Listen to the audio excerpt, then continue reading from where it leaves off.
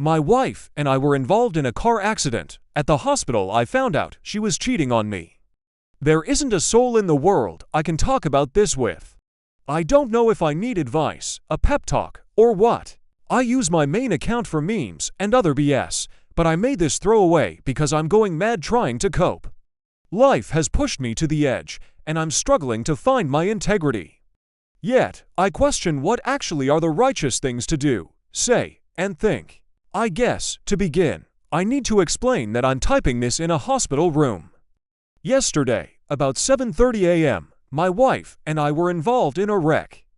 I came out with only a few cuts and bruises. Mari, my wife, suffered a crushed shoulder, broken collarbone, 3 broken ribs, and a collapsed lung. They expect her to fully recover, but for now, they have her heavily sedated. Having to type this out on a phone is a daunting task, but at the moment, I have the time to push through, even if I'm not sure I have the will to do it. I wouldn't be posting in this sub if things were perfect with our marriage. Obviously, I just could never imagine my wife being unfaithful in any way. My heart is broken. I feel incomplete, like part of me is missing. Saddest of all, that part is sitting a mere 3 feet away from me. I had felt us growing apart over the last 3 months, but I couldn't come up with a reason why. We are both 34. Mari and I have known each other since we were children. We began dating in high school and all the way through college. She is the only woman I have ever done anything of a physical nature with.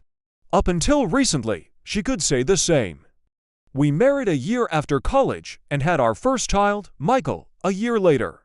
3 years after my son was born, Carrie, our daughter, began a life of me trying to spoil her rotten.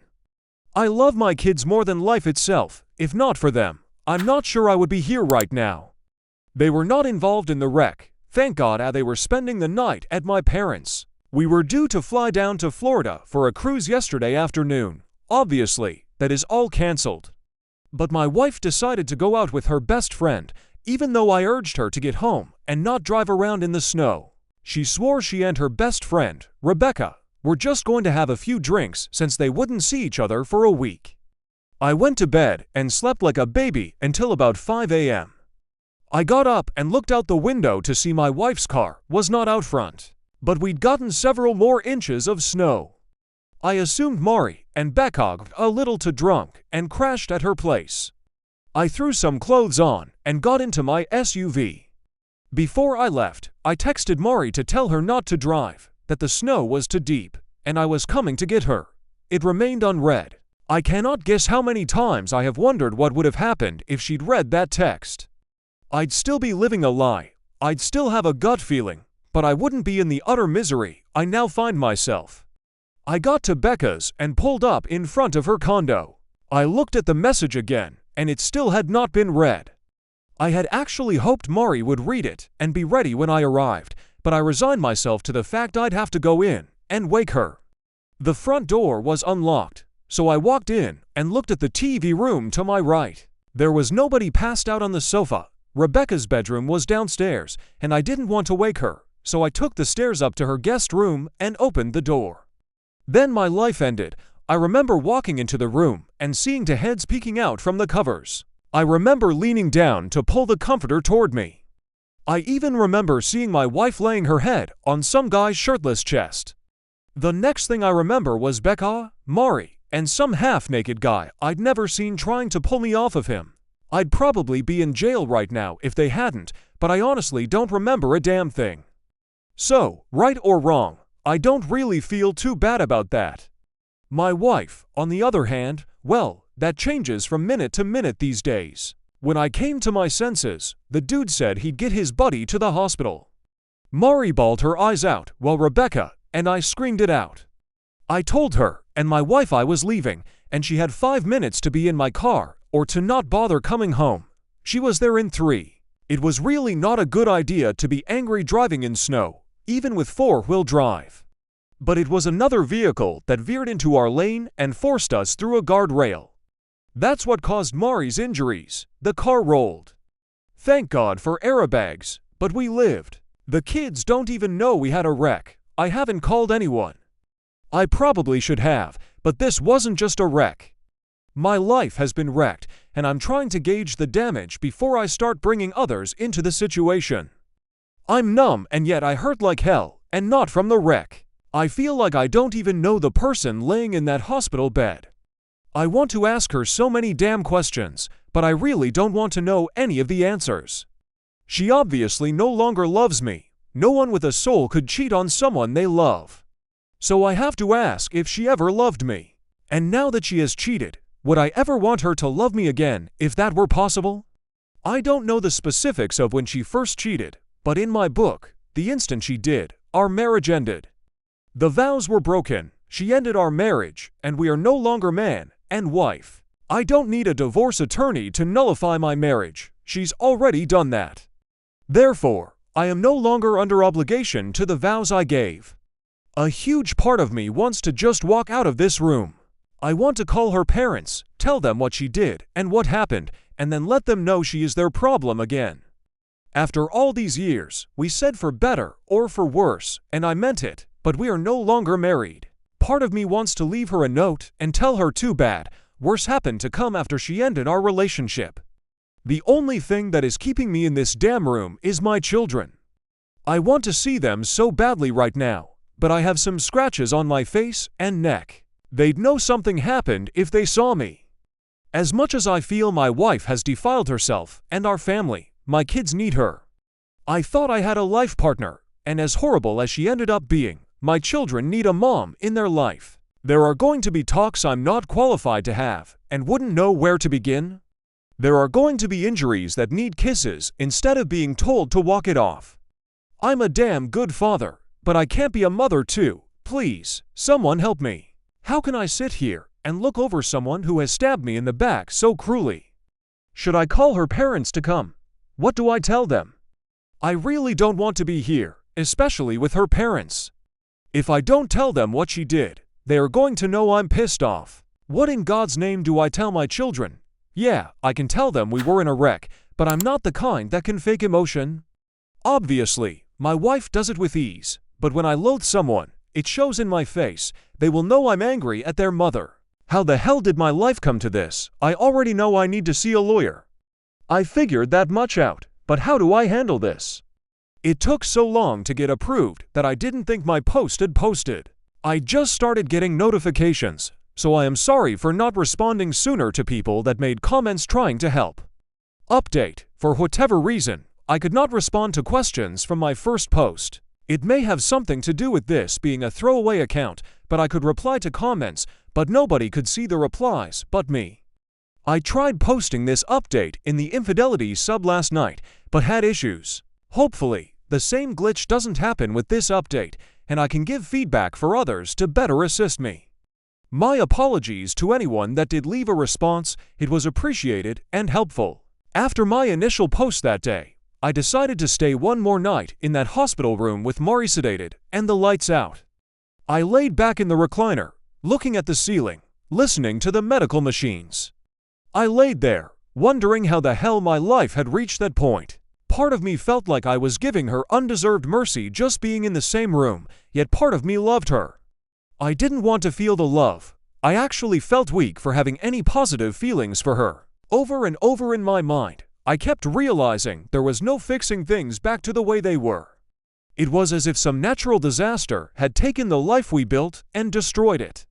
I cried so damn hard, I realized a huge part of my life was over. That was a moment of huge significance in my life. When the nurse came into the room to take blood the next morning, I excused myself. When Mari woke, she saw me heading out the door. She called to me, but I acted like I didn't hear her. I went and got some breakfast. I haven't had much of an appetite since finding out. I tried to kill some time eating and scanning through my phone. There was a text from Becca asking where Mari was that I left unread. I decided at 7 a.m. It was late enough to knock on her parents' door. Her dad was always an early riser. I planned to talk to him first, and if he thought his wife needed to hear it, he could wake her. I saw smoke coming from the wood stove in his workshop out back, so I knocked on the door before entering. He saw the scratches on my neck and the bruise on my cheek. I explained there had been an accident. Mari had gotten the worst of it, but we needed to talk. I think he assumed I meant about the accident, so he woke my mother-in-law to hear what I had to say. We sat in the kitchen as I explained how, going around a curve, a car in the oncoming lane veered into our lane. Having the heavier vehicle and all, we would die. I managed to keep us on the road until we hit the guardrail. The passenger side door caught one of the vertical I-beams mounted in concrete. Even with side airbags, Mari hit hard. She sustained lots of injuries, but I told them she was stable and they expected a full recovery. They both cried, knowing their daughter had suffered but would still be around for them to love. As soon as they insinuated they would be around to help me in any way they could, assist me looking after Mari, that was when I stopped them and explained the wreck wasn't what I'd come to tell them. They looked confused as I explained waking up that morning and sending a text to head off in the snow to make sure my wife was okay. I told them about walking in on their daughter and some guy I'd never seen and unconsciously beating him over and over. They were both shocked. Then I told them what room she was in at the hospital and explained I always wanted them to be part of the kids' lives, so I hoped they could remain friendly with me. I told them my dad was looking after them at the moment, but I was divorcing their daughter as she had broken our vows and was no longer my wife. I was leaving their place and driving to my dad's to tell the kids about the wreck. I was also going to tell them we were splitting up and wouldn't be together anymore. I wasn't going to tell them their mother was a cheater. I told my former in-laws that while I hated things had to end the way they did, at least I could say I wasn't the one who destroyed our marriage. They tried to tell me I shouldn't be so hasty, she made a mistake, and the usual lame excuses. I just smiled and told them I loved having them as in-laws over the years and walked out.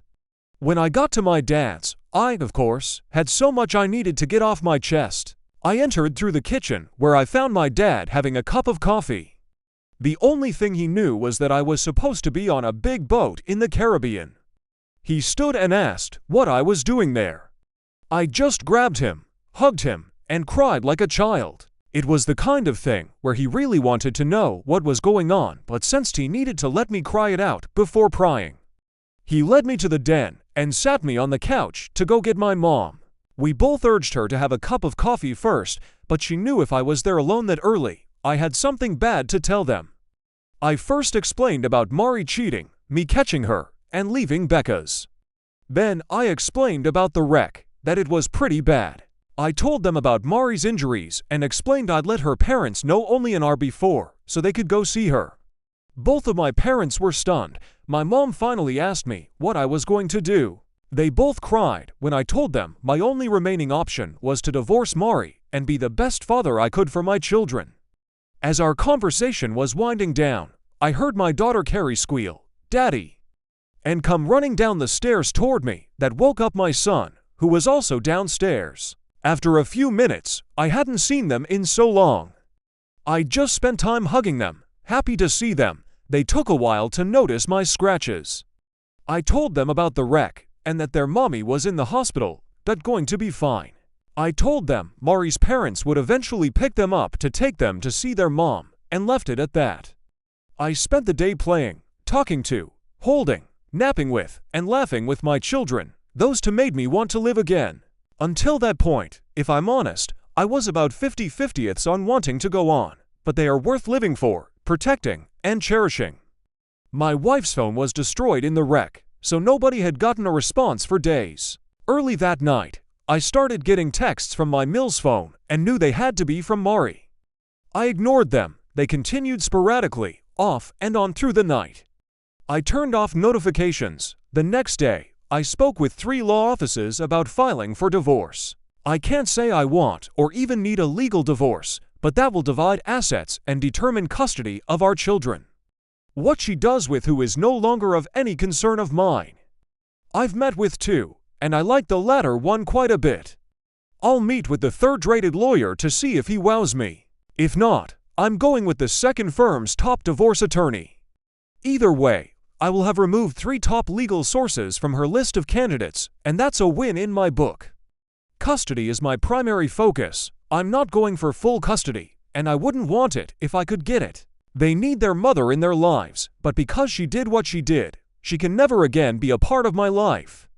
A go-between can drop the kids off on time, whenever they need to be, where they need to be. There's no reason in this world for me to ever say another word to her. I obviously never knew her, so why would I continue to interact with a stranger? I go back to work next week from what would have been our cruise. I didn't tell a soul at work we didn't go or anything about the wreck, and of course, they will be seeing me driving the rental car in question. If I got a new car, I'm not sure if I need to explain things to HR, but I don't want my personal business aired out for all to see. I feel humiliated, as it is without news leaking out.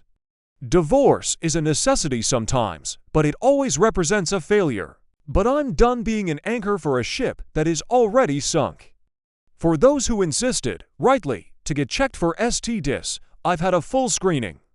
It came back clean on everything, thank God. Even that was enough to make me feel like some trenchcoat pervert when I did nothing wrong.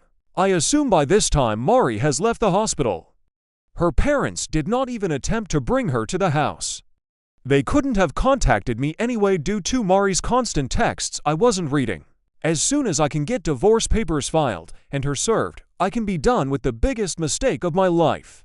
Her actions invalidated all of that time. If I had to do it over again, I would now not do it again.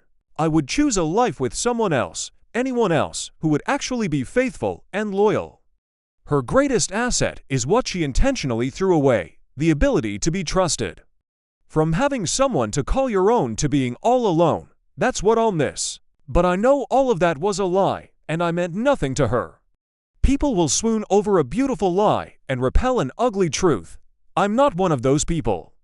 A lot of people wanted the dirty details of who my wife strayed with, why, and how long it had been going on. I'm sorry I don't have that information to share, but I really don't want to know. Outside of a person literally putting a gun to your head, there is no excuse to cheat. Beyond that, when you have made a life bond you have sworn to uphold and make the decision for the other person to ruin it, you are vile. I wish to God I'd never met her and had taken a chance on someone, anyone else. She had no right to give me a life and then take it all from me against my will. The man I was before her betrayal will never exist again. The woman she was never existed. The life I had is a facade and ruins nobody wants to live in. Update 1. Not only am I not sure where to begin, I'm not even sure what to say when I do. I guess the first thing is to tell everyone I did manage to get a very good lawyer. Her firm, in general, is rated the highest at representing men in divorce cases in my area. Instead of passing my case off to someone else on the legal team, she took on my case as her own. Everyone at the firm has been kind and supportive. I can tell they don't just care about getting their retainer and payoff. Nadia, my lawyer, has done everything she can to help me with my well-being and sanity. After agreeing to take my case, we went over the usual forms I needed to fill out. I listed property and all bank account info, as well as ballpark estimates of what Mari and I make income-wise. After explaining about the wreck and what I saw just before it happened, she asked if I'd had an STD panel. I explained that I had, and everything had come back clean. She then asked if I had documented the infidelity with pictures or video. I told her I hadn't been thinking rationally enough at the moment to do that. She put me in touch with a private investigator her firm uses and set up a meeting between him and me the next day. I live in a fault state, so while I knew Mari was unfaithful, I needed actual evidence for the divorce to go my way. We set up one of her staff to be the go-between for me and Mari's dad as far as communication goes and to arrange drop-offs. I got her aide to go ahead and notify my soon-to-be ex-father-in-law that my ex could have the kids that upcoming weekend and following week. Nadia then asked if I had arranged therapy for me and my children.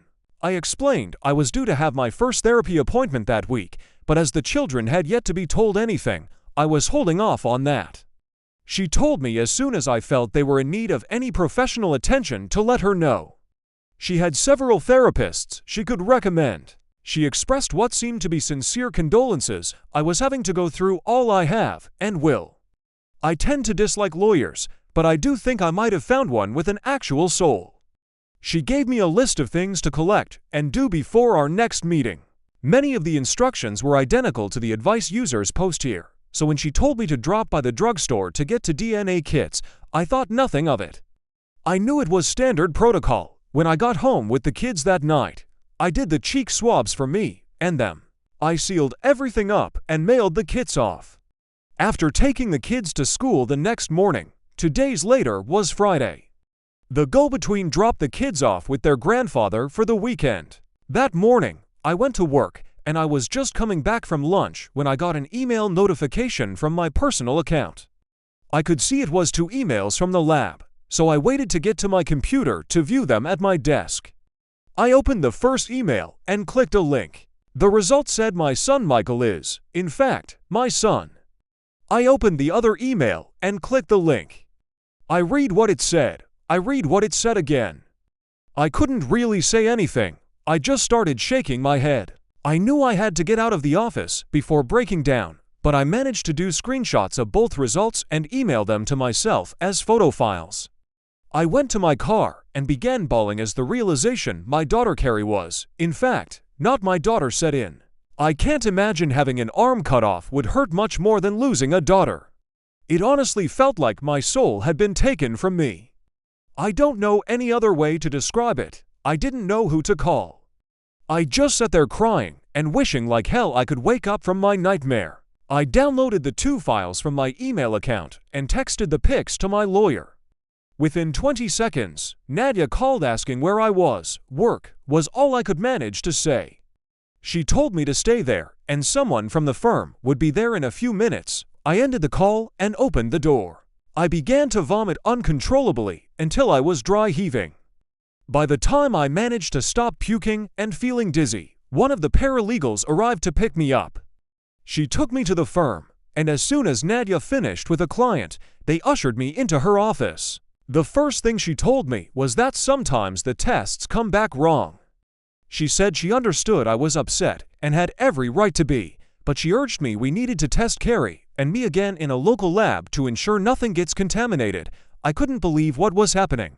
Even after catching Mari cheating, I just assumed the DNA test on the kids was a formality. I would have never thought my wife would ever be unfaithful, but imagining she was capable of having some other man's baby, if true, who in the hell did I marry?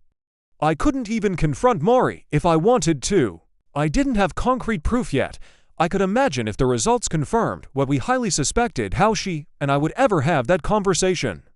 One of the ladies in the office at the firm had a blood pressure cuff and checked mine to make sure it wasn't at dangerous levels. It was elevated, and I did feel like I was close to a panic attack, yet I was numb and in shock at the same time. I wondered what was next. I struggled to grasp my little girl might have never been my little girl. At that moment, I was so glad the kids were staying with their mom. I started wondering if both test results could be wrong and Carrie was my daughter and Michael wasn't my son. I knew I couldn't wait 2 days to know the truth, so the go-between set up a time she could pick Carrie up the next day for a few hours and take her back to Mari's parents. We did the test in a sterile environment and by trained medical staff. There was no mix-up. I am not Carrie's father. It still took a day to get the results, and she was back with her mom by the time I got them, but I cried even harder the second time. I'm so glad Carrie wasn't there to witness it. I sent the results to my lawyer, and she called to check on me. She urged me to seek out family and not go through things alone. I got into my car and drove to my dad's, crying the whole way.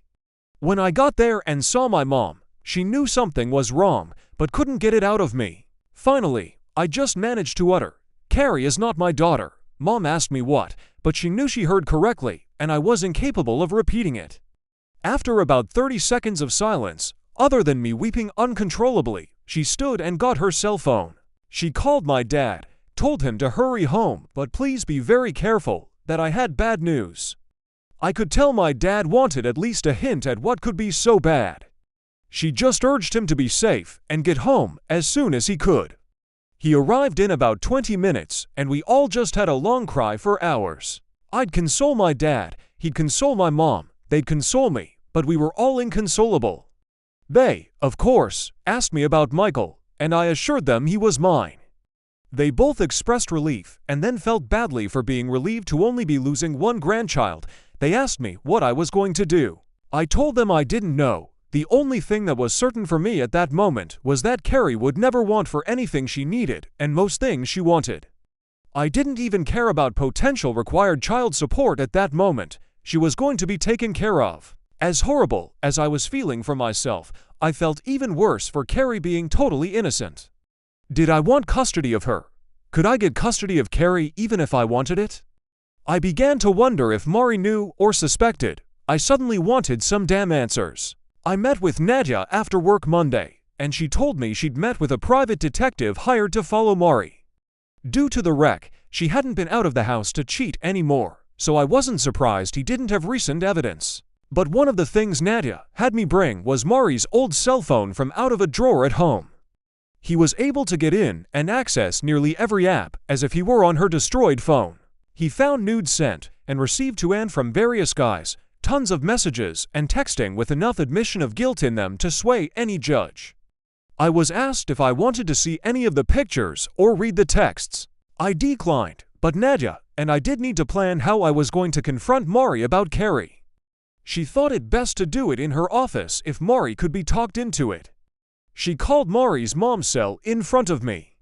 I heard Mari's voice for the first time since I left the hospital. Nadia got straight to the point and told her she needed to meet with me to explain a few things. My ex declared she'd been waiting and wanting to talk. She was asked if her lawyer could be contacted. Mari said she didn't have one, but said she was willing to come the next afternoon to talk. It was all I could do to get through that next day without crying like a lunatic at work and yet pretend to be getting things done. I was barely able to keep lunch down, but I left at 3 o'clock and headed to the firm feeling nauseous. I arrived first intentionally. I wanted her to be forced to enter, sit on the side away from the door, and be unable to try and approach me. I was scrolling through pictures of our perfect family that never existed when she came in. She needed assistance walking and was still in 2 casts from the wreck. I didn't have to worry about her trying for a hug. I thought she might be playing it up for sympathy, but what did I have a bad wreck? I finally wanted her just to sit the hell down so I could ask her to explain herself. Once we were all seated, water was offered, and the meeting began. My lawyer started by asking Mari if she minded us recording the meeting. She was fine with it. As soon as we started recording, my soon-to-be ex-wife began to try and apologize. I bluntly interrupted her and asked her point-blank how many men she had cheated on me with, and when it started. There were enough confirmed hookups from the past to know the guy I caught her with wasn't the first by a mile. She didn't know what we knew, of course, and I guess to reduce the severity of the incident, her plan was to only admit to what she knew we knew. I asked her again, a rough estimate of how many men she had slept with since our son was born. Giving that specific time frame seemed to give her a minute's pause, but she kept trying to act clueless. She still thought it was all a game at that point, and I was losing my cool. Nadia put her hand on my shoulder and gently pushed me back away from the table. She looked at Mari and asked if I was a good father. Mari quickly gave me a glowing review, saying she couldn't ask for a better father to raise her children. I wanted to stand and flip the table at the way she stated her children. Nadia then asked her if the other father of her child was going to be a good dad too. As Mari was asking what other father she was talking about, my counsel slid the paternity results for Carrie across the table. As much as I have hated what my life has become since discovering her cheating, I needed to be there to see her reaction in person. She was obviously shocked to know Carrie isn't mine, and she tried to hit me with the whole "you're her father" who has raised her argument. I had to shut that down. I asked her who Car's father is. She looked down with a hint of shame, and I thought she might be protecting someone when she said she didn't know for sure who Car's father is. Mari saw me truly break down in tears for the first time. I just couldn't take it anymore and lost it. Mari was crying, but asked to try and explain. She reminded me about the postpartum depression she went through after Michael was born. I did my best to be as sympathetic as I could at the time. I can say with certainty I spent every moment I could looking after my son so she could have time to herself. There were days she was so depressed she couldn't even get out of bed, and I looked after all of us. But I loved doing it. I loved doing it for the family I had. I remembered I had actually been foolish enough to think making it through had made our relationship stronger. Nope. She didn't blame it on Rebecca, but when she first got Mari to go on a few girls' nights out, I was relieved, if not grateful. They'd been best friends for years, but hadn't seen much of each other during the pregnancy. Mari said she got really drunk the second time they went out, and she let some guy feel her up while she gave him head. She said she felt guilty about it for a while, for months, but she began to resent not getting to be young and free to be with whomever she chose. She told us she started hooking up with guys the night she would go out with Rebecca until the night before our wreck. She'd never not come home or come home late. Over the years, she claimed she didn't want to develop feelings for any of the guys. She claimed she always used protection and never slept with the same guy more than 3 times. She said she just wanted sex. I was dumbfounded. Finding out your wife is a filthy, lying expletive tends to do that. It was like learning your life is a reality show you didn't ask to be in. I wanted to yell at her, but I was too busy calculating how many men she possibly cheated on me with over a period of years. Nadia asked her if she had any idea who Car's father might be, and she swore she always assumed she was mine. My lawyer pointed out that obviously something happened and suggested maybe a condom broke when my wife confessed that did happen a few times with a few guys. I lost my expletive. I asked her who in the hell she was because I didn't know the person telling me such horrible things like she was telling me to pass the salt. I asked her when she started hating me and why. I asked what I had ever done to warrant being treated like she did. How could she do this to her daughter? I raged. She took it, knowing it was all true after what she just told me and what I expressed about how I feel about her. Divorce is a given. What was a marriage had become scorched earth. The only thing left to do was total up the casualties. I've lost a wife and daughter, that's 2. A wife lost a husband, that's 3. A daughter lost a father, and a brother had his sister become a half. Then you get into grandparents and in-laws. Mari essentially destroyed 2 entire families. Her parents will not be okay with what she was doing, and I swear by all that's holy, I will let them see all the evidence. She admitted to meeting with men from dating apps with Rebecca and using girl time as a time to hook up. She claimed she never meant to hurt me. She swore she had no idea Carrie isn't mine.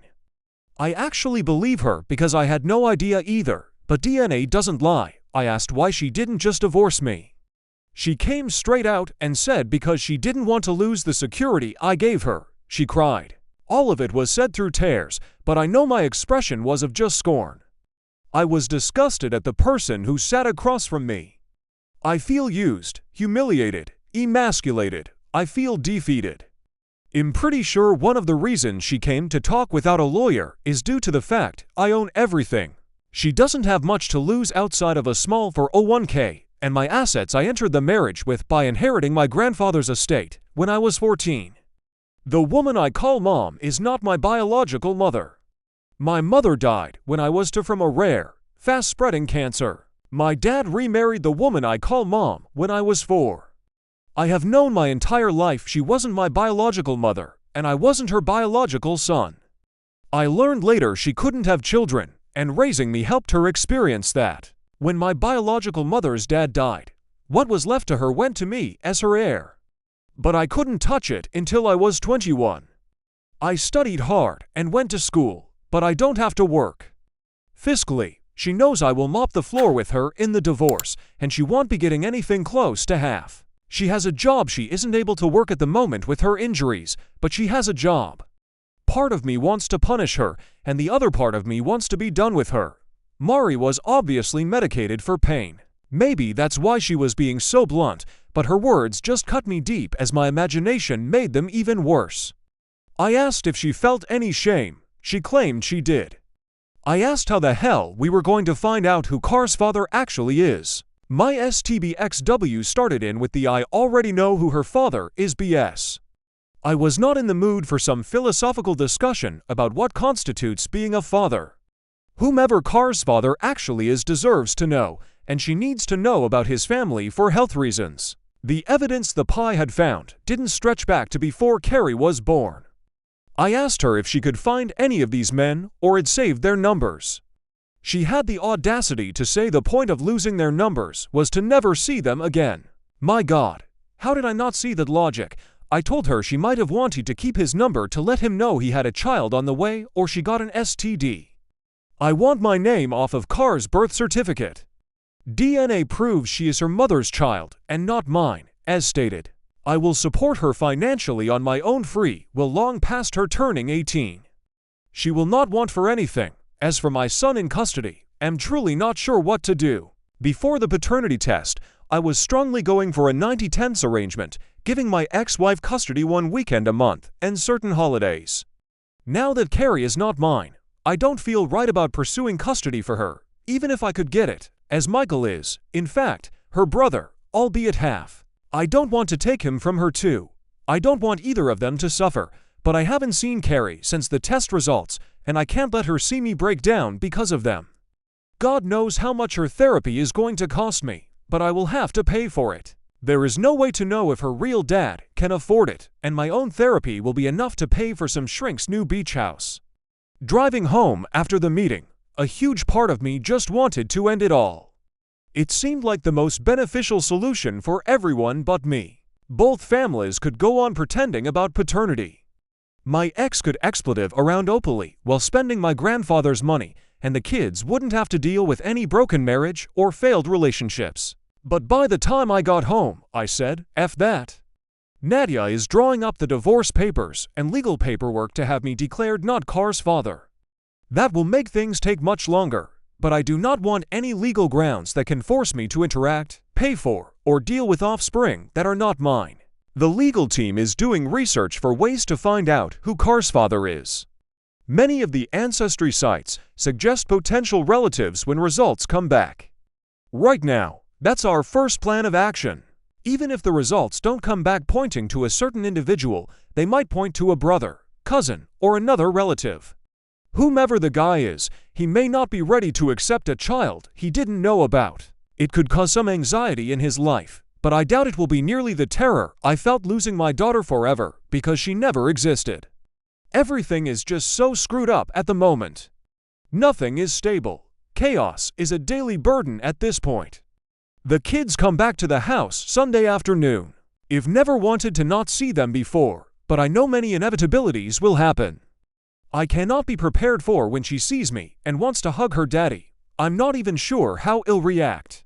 Hug her and cry like a baby knowing she has not ever been truly mine. Tell her I'm not the person she's looking for. I don't have it in me to be mean to her, but my heart is broken like there is nobody to take this out on, not even Mari. Nothing I could do outside of murder would equal the betrayal she has done to me.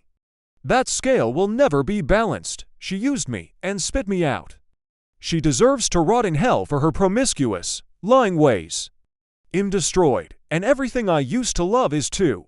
I will win the divorce. Nadia and company will make it the most lopsided division of assets in the history of divorce, but Mari reduced or removed the value of so much for me. It feels like she's already won. To hell with her. I'm left with a son she will try and use against me and manipulate. Some people really are so horrible they deserve to be put down like an animal. I made the stupid decision to have a child with one. I just know now I'm not the only stupid one. Update 2. The agent from the law firm texted me at 3 p.m. Sunday to let me know she had the kids securely in the car with their belongings and was on her way to the house. I doubt any text message in history has been as dreaded for anyone as that one was for me. What made it all the more tragic was the fact that weeks before I would have smiled and anxiously awaited the text. Suddenly, a reunion I would have been yearning for was something I dreaded. I had no plans to mention divorce, paternity, or any issues with the kids. As much as I tried to prepare myself, I knew I wasn't in the state of mind to bring any of that up. My goal was for things to go as normally as they could, like the other times they stayed with grandparents while Mari and I were on vacation. That's what I wanted. I knew reality was going to be something completely different, and I had little control over any of it. Jessica, the intern from the firm, pulled into the driveway. I watched them pull up from the front bay window. I walked outside and down the steps as the car pulled to a stop. I was smiling as I approached the passenger side of Jessica's car. As soon as I saw Carrie in her car seat, beaming a huge smile at me, I started crying. Oh, I was still smiling. You couldn't have knocked that damn smile off of me with a 2x4. I just hoped if I maintained a smile, It might convince the kids and myself everything was okay. I wished IDOWorkHereLady had a plan B. As soon as I could get her out of the car seat, Michael was by my side, and I grabbed he and Carrie and just hugged them. I told them I missed them. That was really all I could manage to say. I just kept crying. People can hate me all they want to. God knows I've gotten some hate-filled messages privately and publicly, but it all felt different. It did not feel the same as the day I hugged my children goodbye. I want to say it did just to get the people who think I'm a loathsome wretch off of my back. Maybe part of the loss I was feeling was over the family unit we all used to know being destroyed. My heart was just flat out broken seeing them, and knowing she isn't mine just broke my heart all over again. That is what my life has become. Every single damn day, it feels like there is a new heartbreak. I learn more of the extremes of Mari's cheating escapades. I discover pain I can't shield the kids from. I am reminded of the past bonds and know they were all founded on lies. I keep backing away from the volcanic epicenter of chaos that started when I caught Mari cheating, but I keep getting blasted with stray boulders of betrayal daily, learning how much I have been deceived. Jessica was a saint, helping me get them into the house. I grabbed all of their belongings like a pack mule, and she closed the doors and trunk. As soon as I placed their bags down on the floor, I turned to see Carrie looking up at me. She didn't say anything. She just looked up at me with those eyes like she knew I was the one that needed the hug. I squatted down. She walked into my arms and wrapped her little arms around me as tightly as she knew how. That child broke me. I wanted to be strong, but no kid should hear a parent cry like that. Everyone keeps insisting I do the things that damage them the least. That's great, even logical, but what if everything damages them? What if there is no way to keep the damage from happening? Allowing her to see a source of strength and security destroyed has to be damaging her. How could it not? If I abandoned her, it would destroy her. Yet by staying in her life, I am damaging her as well. A 6-year-old shouldn't have to console a grown damn man, especially for something that isn't her fault. My soul was seething with rage toward Mari at that moment, but the little girl she lied and told me was mine just showed me love the only way she knew how and kept hugging. The indisputable truth of the matter, the epiphany I had at that moment, is that she and I are both victims. As the adult, I'm supposed to be able to maintain and handle it better. She doesn't even know she's been victimized yet. Just as if she and I were the only survivors of a plane crash, we survived, but it's going to leave scars on our souls. But as the survivors, we need to stick together. We need to be there for each other because we're going through the same damn thing. Yes, very different perspectives, but at that moment I was feeling the loss and yet sparing her much of the pain by taking it upon myself. I've been looking at this as Mari taking my daughter from me, but it is just as true to say Mari took her father from her. The villain in this damn story is Mari. I'm done feeling like I should feel guilt for anything I feel right now. There is no paternity handbook that I'm aware of. Reddit knows how to respond when someone is being cheated on and gives top-notch advice all the way through the divorce, but how to react when you find out the daughter you raised was never yours. Get the hell out of here with that expletive. Nobody can tell me how the hell I should feel or react. The only analogy I can give is children switched at birth. That's a couple facing that together. They were both deceived. They both get to find out the offspring they were told was their flesh and blood was really the sperm and ovum from another couple. Unless you've endured that or the same thing I am right now, you can't grasp how it feels. After about a half an hour, I managed to get my expletive together. Jessica left after getting a hug from all three of us. I handed her a small envelope with $500 inside and told her it was for gas. I knew she drives an Eve, and she knew it wasn't for gas. I carried Carrie around in my arms as Michael showed me some of the things Head helped make with his grandfather. Carrie just kept her arms around my neck, making sure I knew she'd helped stain some of the wood. I went into my standard I don't believe you game. Michael joined in. That devolved into a tickle session first for Carrie, then Michael. I cannot convey how wonderful and at the same time heartbreaking it was to hear Carrie's squeals and laughter. Seeing Michael happy and laughing was a joy for my broken soul because I knew the future held little to none of what we were at that moment enjoying. They teamed up to wrestle me. I like seeing them work together, even if it was against me. Father or not, by the time she's old enough to date, I'll have her able to say no with feeling. I put on some music. Ever since she was a baby, Carrie has loved music. I have danced with her from the first week she was born up until the previous month. I'm sure I look goofy. I don't care, I have fun, and she loves acting as silly as me. I got Uber Eats to bring takeout for dinner. We aren't Asian, but sure as hell eat like it. Michael can throw down some low M for a 10-year-old, and for whatever reason, Carrie loves crab rangoon. I didn't eat much. My appetite has taken care of any weight loss issues I had. I just enjoyed getting to have dinner with them again. They both had school today, so I got them bathed, PJD, and ready for bed. My Mel likes to read a book as he is settling down. I gave him a hug, told him I loved him, and I'd see him in the morning. I got Carrie tucked into bed and read her a storybook while pointing out things in the artwork. I had her about ready to knock off, and I felt myself welling up with tears. I kissed Carrie on her head and told her I love you for the first time since finding out. Call me the biggest underscore on the planet. I don't care, but saying it was like allowing myself to admit it. Everything in my life has been a struggle in recent days to figure out what is real and what isn't. My love for Carrie is real. I love her. I do feel different, right or wrong, I do, but I love her. I went from not wanting to take anything away from her to continuing to want to give. It's a huge difference, but anyway, I was sort of waiting for Carrie to tell me she loves me. I mean, I know she does without her saying it. No, she took the moment to tell me, "Mommy loves you." I knew what she said.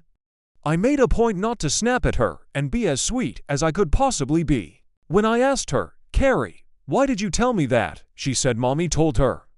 I very sweetly asked if Mommy just said that, or if Mommy told her to tell me that. It seemed my soon-to-be ex-wife had to explain why I hadn't been to visit, wouldn't be coming over, and she wouldn't be coming home with them.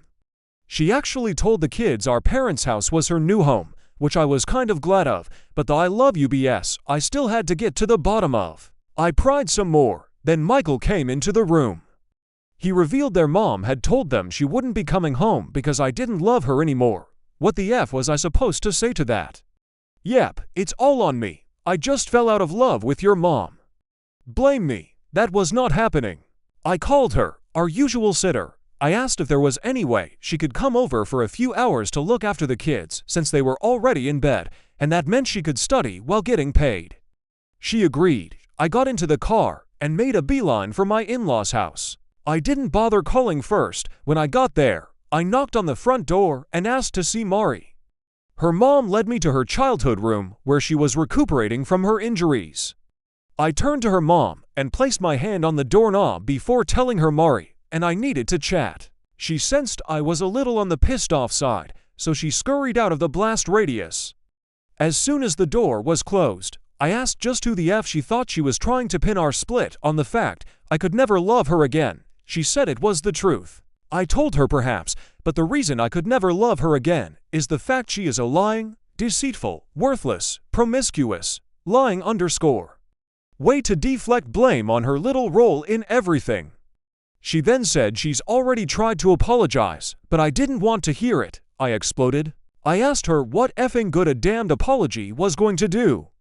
It wasn't going to undo the damage, and it wasn't going to keep the damage from happening. In spite of all of that, I didn't believe she was truly sorry for what she'd done. I asked her how she could manipulate two innocent children to make me look like the bad guy if she had any guilt. I asked her at what point I became the bad guy that destroyed our marriage. Without missing a beat, she told me when I didn't give her a second chance. Not going to lie, I stopped her and asked how much pain medication she was taking and if she was drinking alcohol with it. That was the only logical way I could see her thinking a worthless, lying underscore deserves a second chance. Mercy to be treated with dignity and respect. Nope. She lost all of that by her own actions. Again, I don't even know who my wife is anymore. It's like she's been possessed by the ghost of Caligula or Charlie Sheen. My beautiful, virtuous wife was replaced by a soulless hookup harlot, and it's a miracle of God himself my junk hasn't rotted off due to her disgusting actions. I asked her if she felt justified destroying everything in her life for sex. She said it wasn't just for sex. I reminded her she claimed to want no emotional involvement. She said much of it, especially at first, was about validation. She said she liked being chased. She got pissed when I asked how she could ever consider herself chased, but she can go get bent. Actions affect how you are perceived the rest of your days. She can deal with it, Mari, and I ended up talking several hours. When she went through the depression after having Michael, she even told me I'd been the best supportive husband she could have asked for. So I had to ask, why betray me so cruelly? She said despite such a happy event in our life, there was a part of her so anxiety-ridden she actually wanted to die. She said she felt love in her heart for me and for Michael, but for some reason she couldn't understand, she felt depressed and dead inside. She stayed out of work for an additional 6 months due to her issues. I got her the best shrinks and doctors money could buy. She admits as much, and she said even that started making her feel guilty, feeling she was letting me down. I was carrying us, she said she felt overwhelmed, even though she knew she wasn't bearing any of the burden. She said she started to doubt if she ever should have become a mother despite always wanting to be a mom. She withdrew from friends in person and via internet text. She told me every day she loved me and apologized. I told her she had nothing to apologize for. I just wanted her to get better. Maybe she was apologizing for what she was about to do. When Rebecca came to the house unannounced that first day, I was so glad to see her. I knew Becca was ballsy enough to not be pushed away, but be kind enough to get Mari to open up. It still took months before anything that could be considered a night on the town occurred. Just getting Mari to go to Starbucks was a victory at the time. There are a ton of guys thinking I'm the biggest schlep on earth letting my wife go to bars or clubs with a single girlfriend. 99% of the time, you would be 100% correct, and I should have put a stop to it much sooner. But at that moment in our lives, after all the sadness and isolation, getting her out and about seemed to cheer her up. Even after just the first time, she tried to explain she'd suddenly become a wife and mother in a period of 2 years. She said seeing how thirsty men were for her, even if it was for sex, boosted her ego. She claimed the first incident wouldn't have happened if she hadn't been so drunk, but it happened willingly. Once the knob was slobbed, she knew I'd never touch her again if I knew she'd lose everything because she came into the marriage with nothing. I asked her if she ever thought I'd find out about her cheating or how I'd react if I did. She said she knew it would destroy me. She claimed she felt horrible about it. I asked the obvious question, why continue to cheat? She claimed as soon as she sobered up after cheating, she felt guilt, shame, and regret. I did remember her being really sad for a week after going out the first time. Rebecca came over, and the two of them talked for hours alone. From that point for months, I had the old Mari back. She revealed she told Becca the day she felt unworthy of me because of what she did. She knew if I found out we were done, I would go after Michael. She claimed she decided to take it to the grave and try to be the best wife she could be in every way to make it up to me. Red flag. Yeah, now think I'm a fool all you wish, but we had a baby to look after, and I had been doing 95% of the caregiving overnight. I got my wife back. At the time, I would have been stark raving mad to think that was a red flag. It was a damned miracle at the time. Within 2 weeks, I was back working part-time, then full-time once Mari was fine. Looking back, the time just before and just after Michael was a year old had been some of the happiest of our lives, at least for me. To find out it was all due to her trying to make up for blowing a stranger in his car forever altered those happy memories. I asked why she cheated again if I just wasn't enough for her. I had always thought we had a great sex life. Aside from her depressed period, she always acted like she enjoyed sex with me. She claimed the longer she went keeping the secret, the worse she felt about herself, but unlike before, after Michael was born, she couldn't let on to me how she felt. She knew I'd want to know why she was sad to comfort her, but she couldn't tell me. She claimed the internal struggle, keeping the secret and living the lie of a facade of happiness. She reminded me when I went to a reunion of my bio mom's family out of state. I took Michael with to introduce him to her family for the first time. Mari canceled at the last minute, claiming she was ill. I couldn't have stopped her from cheating on me at that moment, that was already done. But I might have kept her from heading down a road that would deceive me for 6 years. That's something I cherished. Never mind, I wasn't blaming myself. Her ass could and should have been on that plane. No, actually, she should have already confessed to her infidelity and let me move on with my life. Yet somehow, multiple mistakes complicated with multiple lies with little concern for consequences, and that's my burden to bear now. That's something you do to an enemy, not someone you claim to have ever loved. She gave me some story about being so depressed the weekend while I was away. She knew she was unworthy, even if I didn't. She was punishing herself, even if I didn't know she deserved it. At least that was the way she rationalized it. She knew if I knew, I would view her as a underscore and be disgusted with her. I never stopped showing my love, telling her how much I loved her, but she said at some point she realized if I knew the truth, I wouldn't love her. The attention I focused on her didn't matter. It didn't carry the same weight as before, because she realized she was unworthy of the attention, and I'd realize that too if I knew about her sleazy rendezvous.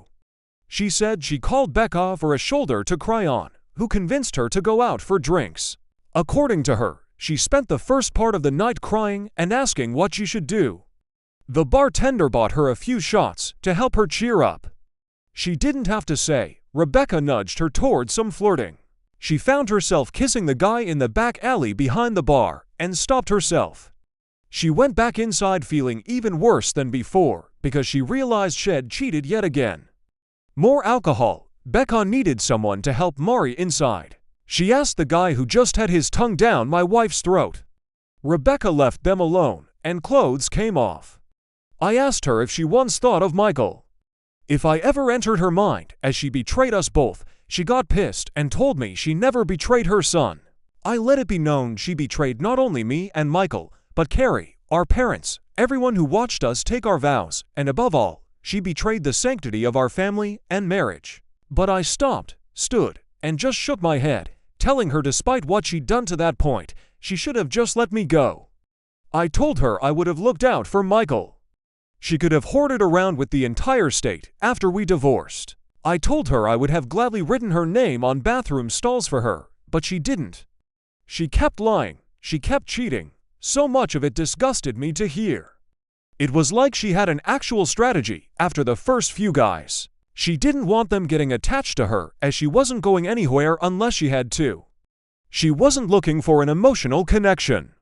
She called it fishing, getting a guy's number, breaking the ice, giving a little nibble, pulling away, getting him to pursue, but on her timetable. When she said she already knew I thought she was beautiful, getting second opinions didn't feel like a bad thing at the time. I just looked at her, shaking my head. At any rate, the bartender is not Carrie's father, that much we are sure of. He was months too early in the game to have been the sperm donor, and she claims they only hooked up that one time. I asked if she could remember the names of the specific guys she was talking to and getting to pursue her. Maybe a couple of first names, but I wouldn't know where to find them. That was enough to shut the conversation down for the night. Yeah, I wanted more answers, but the details of the BS aren't coming out in one night, and that wasn't what I came there for. She was seated in a chair to be able to prop up her cast-on pillows, so I got down inches from her face. I told her she was a pitiful excuse for a human, and I truly believe she has no soul. I told her that her actions have caused unimaginable pain and will continue to do so in the future. But I looked her squarely in the eyes and let her know I was not going to let her hurt my children anymore. I told her point blank that I was the one who got to care for Michael for 6 years. If anyone was going to be getting a little slack for focusing on his needs, it was going to be me. But Mari, I told Harrend I meant every word petty underscore and manipulation is just going to make me loathe her even more. We weren't getting back together ever. I was disgusted for her to even touch me. Loyalty wasn't even in her vocabulary, but, father or not, I was going to be loyal to Carrie. I was going to protect her as much as I could, and if I end up having to protect her from her mother's lies, manipulations, and deceit, so be it. I told her Nadia has friends that would love a new BMW for getting her declared an unfit mother. I went there, it was a threat, and I meant every damn word. I told her if she had things to say, she could say them to my face. Getting Michael or Carrie to relay things their mother said was not happening ever again. Carrie was to know little to nothing about any details of our divorce and, for right now, paternity. But when the time came to tell her, I would be the one who would break that news. It would be me who got to explain how her mother victimized us both, but we survived together. There was no way in hell I was allowing the person who destroyed so much for us both to get to downplay it or blame me. That horrible news wasn't coming anytime soon for her, as far as I planned, until the need arises, and I'll decide when that is. I pointed out she doesn't have a lawyer and let her know the kids would be staying with me for at least the next 2 weeks. She needed some time to reflect on not only the entirety of her betrayal, but her cruel manipulation that will only hurt Carrie. I'd let her know when she'd earned the right to be a mother again. There wasn't much she could do. I had the kids, she's in 2 castes. Let her live with some loneliness. My God, I've made mistakes in my life. On the drive home, I kept wishing somehow I could have just known how things would turn out, and this is the biggest struggle of my life. I hope it is the biggest struggle I ever face, but so much has been destroyed. The sham marriage I was living needs to be torn down, ground into dust, and the soil tilled with salt. But there is no reason to hurt a little girl who at the moment is blissfully unaware of the battle between her mother and her daddy. I want it to stay that way. Those children cannot see us together when Maury and I are in the same room. The entire aura oozes venom that's beyond toxic for us. I'm not subjecting the kids to any of it. I will not fight her in front of them, but I swear I will put her in her place and call out the slightest BS. I'm sorry this has been long. I just feel like every decision I make has 1,000 ramifications. The man-up DNA doesn't matter. People need to understand that hurting Carrie is the last thing I want to do, and I have every intention of being not only in her corner, but fighting for her. I don't know how this underscore is going to end, but me and that little girl got shafted by the same person. A person that I refuse to let damage her the way she damaged me. Not happening. And no mother underscore is coming around my daughter until I allow it. That won't be Maury's decision either. If I check his background and meet him, I'll make that call if the day ever comes. Until that point, my son Michael, my daughter Carrie, and I are weathering a storm. I've managed to shield them from what's coming. I will shield them from as much of the shrapnel as I can, but our souls are all going to bleed a time or two before this is all over. This carnage could have been prevented, but once the bomb goes off, it can't be avoided. I'm sorry for venting. I intended it as an update only, but this is all too much sometimes. I am in therapy 2 times per week. Not sure it's helping, but it's early on with a shrink, so I'll give it a few more sessions. I have to get to bed, so I will post this and let it be. I won't post again for a while. It has helped to verbalize some of what I've been feeling, so thank you. I just need to focus on my healing and making this transition in life as seamless as I can for my children. The kids thank me for all the direction and encouraging words. Many have been a huge help. I promise to return the favor and try to help others here someday, just not today. Update 3. Though I'm not sure where to begin, I don't want to leave anything out. I do have a sense of what I hope to convey when I'm done. It's just very hard to discuss any one aspect of my situation that doesn't branch into other parts of my life. If this sounds disjointed, forgive me, but this will be a long read because the life I was living has been gone long enough to the point it feels like that was all a dream I woke up from. The best analogy I can give is that Maury cast Michael, Carrie, and me in a tawdry reality show against our will and without our knowledge. The show got cancelled, the facade was revealed, and we're left with the cold reality of our collective reality. Not a day goes by that I don't think about how happy I was in my old life, but now knowing it was all a complete and utter lie built upon lies, I wouldn't want it back. The biggest news I need to share is that I am no longer legally Carrie's father. I have never been her father biologically. My name is off of her birth certificate officially because Maury and I are still married. I am now Carrie's stepdad. As odd as that sounds, it is to say that when the divorce is finalized, as things presently stand, I will officially be nothing to her, nor will she be anything to me. What should have taken about 2 months to do took for months because there was an upcoming divorce to consider. My name had to be removed from her birth certificate to properly forge ahead with the divorce legally. I had every right to pursue having my name removed from the birth certificate of a child that is not biologically mine. It was still left up to the ruling of a judge to adjudicate if removing my name was in the best interest of the child. DNA is legally binding to make you pay child support for 18 years, but our court systems find that of secondary importance when it comes to removing names from legal documents. I was willing and able to show the judge I would voluntarily be continuing to pay Carrie's health and supplemental insurances. Many guys in my situation couldn't do that, nor should they have to. None of it should be left up to a judge's ruling. The unjust system didn't affect me. That doesn't mean is remotely fair. From the moment I first knew Carrie was not my daughter, I have pondered over and over in my mind how to best handle the situation. Yes, learning she isn't mine emotionally destroyed me in ways which I don't think I could verbalize, but addressing Carrie's situation with emotion would have been a recipe for disaster. Our emotions betray us because they are not based on reason and logic. Allowing my love for Carrie to guide me would have been just as stupid as allowing my hate for Mari to guide me.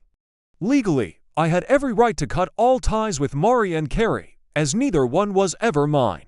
Morally, I could not let Carrie suffer economically because of her mother's rampant promiscuity. Ethically, I could not allow her to feel any of what her mother did was her fault in any way. At the end of the day, and after a lot of soul-searching, I came to the realization that she and I were both victimized by Mari. My soon-to-be ex-wife removed my agency in regard to every aspect of our relationship. When she cheated, I wasn't told she no longer loved me or never actually did. I was not allowed to know she had been unfaithful. I wasn't informed I was no longer her one and only. I was kept from learning she conceived a baby with a stranger and had me raise that child as my own for 6 years. Carrie didn't get a say as to whether she would have chosen me as her dad. She never got a voice to tell her mother what she had done to us both was sheer evil. I wanted to give us both a voice. The day after my name was officially removed from Carrie's birth certificate, I filed a petition to legally adopt her as my daughter. That had been my plan all along once I could be certain that just seeing her wouldn't be a reminder of her mother's betrayal. I just had to know that one thing to be sure, and I couldn't know it until I saw her face to face. After learning she's not my biological daughter, if seeing her felt like the slap in the face her mother gave me when I caught her cheating, I couldn't have done it. People are free to think I'm wrong for feeling that way. Fragile masculinity, I believe, was the term a toxic feminist used toward me when I wasn't sure how I'd react seeing Carrie again. If I had totally abandoned Mari and Carrie, which I had every legal right to do, I still wouldn't be in the wrong. And I won't pretend that keeping Michael in my life didn't influence my decisions. Since Carrie is his sister and Mari is his mom, he's a good big brother, and she loves him. That fact mattered in the choices I have made, but Carrie is my daughter. No, it is not to the same extent as Michael is my son because he is blood-related, but I'm her dad, and I want her to remain in my life. I just felt I needed to legally set the record straight and open avenues to opportunities we never got. On the surface, it seems like pointless legal actions to get right back where I stood. My marriage was a lie. The relationship I had with Mari was a charade, most likely from day one. What I deserve is a do-over, a chance to pick a different woman to love in the hopes she might be faithful and loyal. But I can never have that. I can never know what might have been, even if anything I could have done would have been better than to marry a disloyal harlot. The kids won't learn the details of their mother's promiscuity and betrayal for many years, but I want them, particularly Carrie, to eventually know my struggle to keep it together and protect them. I want her to understand that, as much as I despise her mother, I gave myself the option to choose or not choose her as my daughter. I chose Carrie. When the judge asks that poor innocent little girl if she wants me to be her daddy again, I want her to say yes without a thought. Only years from now will she grasp that she truly chose me to be her dad. She had options too. We were thrown together and had no say in the matter, but I'm doing everything I legally can to adopt her as my own flesh and blood, even if she's not. One day when she's an adult and realizes I gave her the chance to be free of me and she didn't take it, I want her to smile. I want her to know I didn't have to be her dad. I chose to be her dad in a way that makes our bond stronger than blood. There are a few people I'm related to I'd rather not be, but I didn't get a say in that matter. Carrie, and I chose each other when we both could have bailed. She knows I love her, and always will. It's been hard to function, just taking one day at a time just to get through the hell that has become my life. It's draining, but I have also pondered on how I want the kids to perceive all of this years after the fact, when they are adults and when they learn of their mother's activities, how I caught her, and what I uncovered. I want them to be revolted when Carrie understands I didn't know one penny toward continuing to raise her, but did it anyway. I want her to feel grateful when she understands that her mom put us both in an impossible situation, but we made it through together. I want her to be happy we made it when they both realized their stability could have been totally destroyed due to their mom, but I held it all together for the three of us. I want them to understand at least part of my sacrifice. There won't be any revisionist lies being told 10 or 20 years from now. I know their mother is a worthless, selfish, wretched excuse for a human being. One day, they will know that truth too, and I hope they both shun her from their lives for what she did, but that will be for them to determine when truth is revealed. All I can do is remove Mari from my life in every way possible and keep living. What happens to her is of no concern to me. The kids are all that matter now. Quite a few people messaged me asking how I handled Mari, telling the kids we could never get back together because I could never love her again. The very next day after school, I took them both out for ice cream at a local park. Michael seemed resigned to the fact I don't love their mom, but didn't like it. Carrie didn't like hearing that I don't love her mom, and me telling her that her mom doesn't really love me didn't help. There was a lot of crying and confusion on their part. I was sure to tell them without a doubt that their mom genuinely does love them, and I love them more than anything in this world. But they needed to hear the truth and face a reality none of us asked for. I told them I know they both love me and love their mom. That was really all that was important. Carrie asked me why I don't love her mother. I wanted to be as honest as I could be with her, but I didn't think there was any age-appropriate way to tell her that her mother is a batshit crazy expletive. Telling her that her mom lied to me and hurt me was all I could come up with. She hugged me to try and console me. It nearly broke my heart, considering she had things to be consoled over she didn't know about yet. Michael asked me what was going to happen concerning the divorce. I told them that they would live with me, and I'd look after them in their home during the week. I explained a court would figure out what weekends they would stay at their grandparents' house with their mom. I promised them their mother, and I would keep our arguing between us from that point forward. I explained she and I had a long talk the night before after they got home. Carrie said she wanted her mother to stay with us. It hurt me to tell her that was never happening ever again under any circumstances, but she had to be told. She said her mommy had said she wanted to come back and stay with us. I looked her straight in the eye and told her I have no doubt their mom would like to keep staying with us.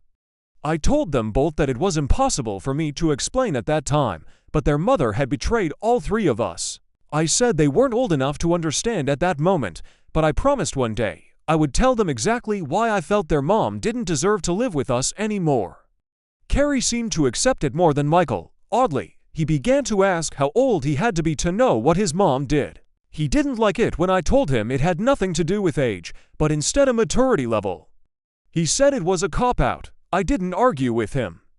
I said I wanted them to love their mom and treat her with respect because, as far as they know, she has done nothing wrong to them. They will know someday. I will leave letters to them in my will if I have to. Just in case Rebecca is banging some ex-con who is willing to kill me.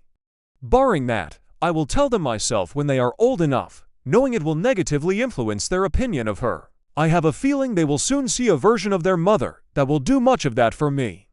One day they will know what she did to all of us, but we stuck together and made a decent life for her three biggest victims. I'm not capable of faking it in front of them and acting like their mom means anything to me. Their mother is completely repulsive in all ways.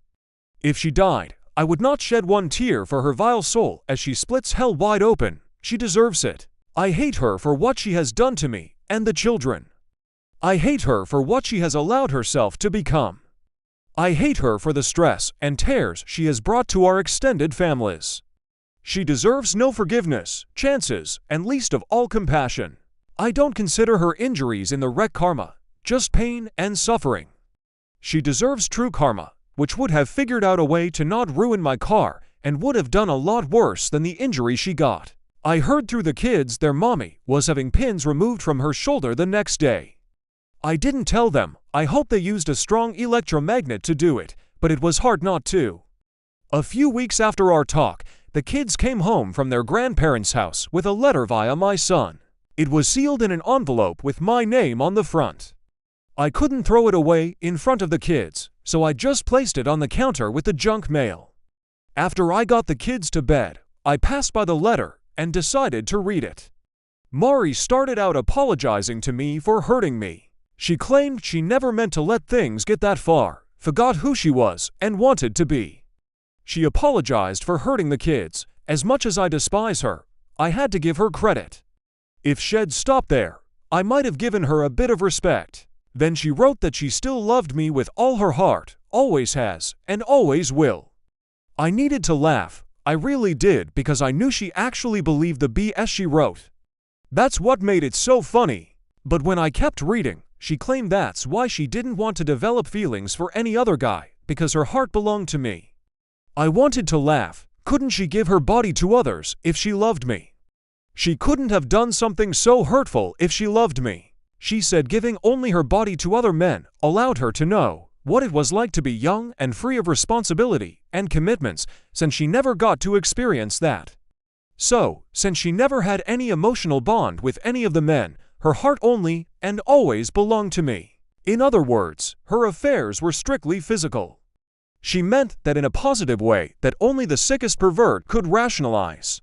By essentially ghosting Mari, it shielded me from more of her lunacy. I felt I needed to do that for my own sanity. Yet, I have also shielded myself from understanding the depths of her depravity in mind and body. I've thought thousands of times since D-Day that I never knew her. What she chose to write to me let me know she never knew me. She wasn't even trying to piss me off. I could tell by the way she wrote it. Her words were essentially telling me her actions were the lesser of two evils to her. The lack of emotions toward other men saved her heart for me. That was essentially her rationale. I understand knowing your significant other is having a strictly emotional affair is soul-crushing, but no one ever got STDs from an emotional affair. No one ever punched an emotional affair partner through a cell phone or computer, and no one ever conceived a child over phone calls, emails, and texts for another man to raise. I can say with 100% certainty I would have rather shed had thousands of emotional affairs and kept anything from ever becoming physical. The fact she doesn't grasp that about me screams she never knew me. She chose the worst of two evils in my eyes and never knew me well enough to know that. I read many of the posts written by others here. I have yet to read that anyone said things never got emotional. That's essentially what she's claiming, yet she doesn't grasp she's admitting to living the last 6 years of her life as little more than an unevolved hedonistic rutting pig. That's how unintelligent animals behaveable to control their sexual urges and behavior. She understood her acts were wrong and yet felt somewhat validated for what she did in the way she did it. Until that letter, I had little insight into how she perceived things she did eagerly with no conscience. The depths of depravity she not only condoned, but welcomed removed every ounce of attraction I have for her.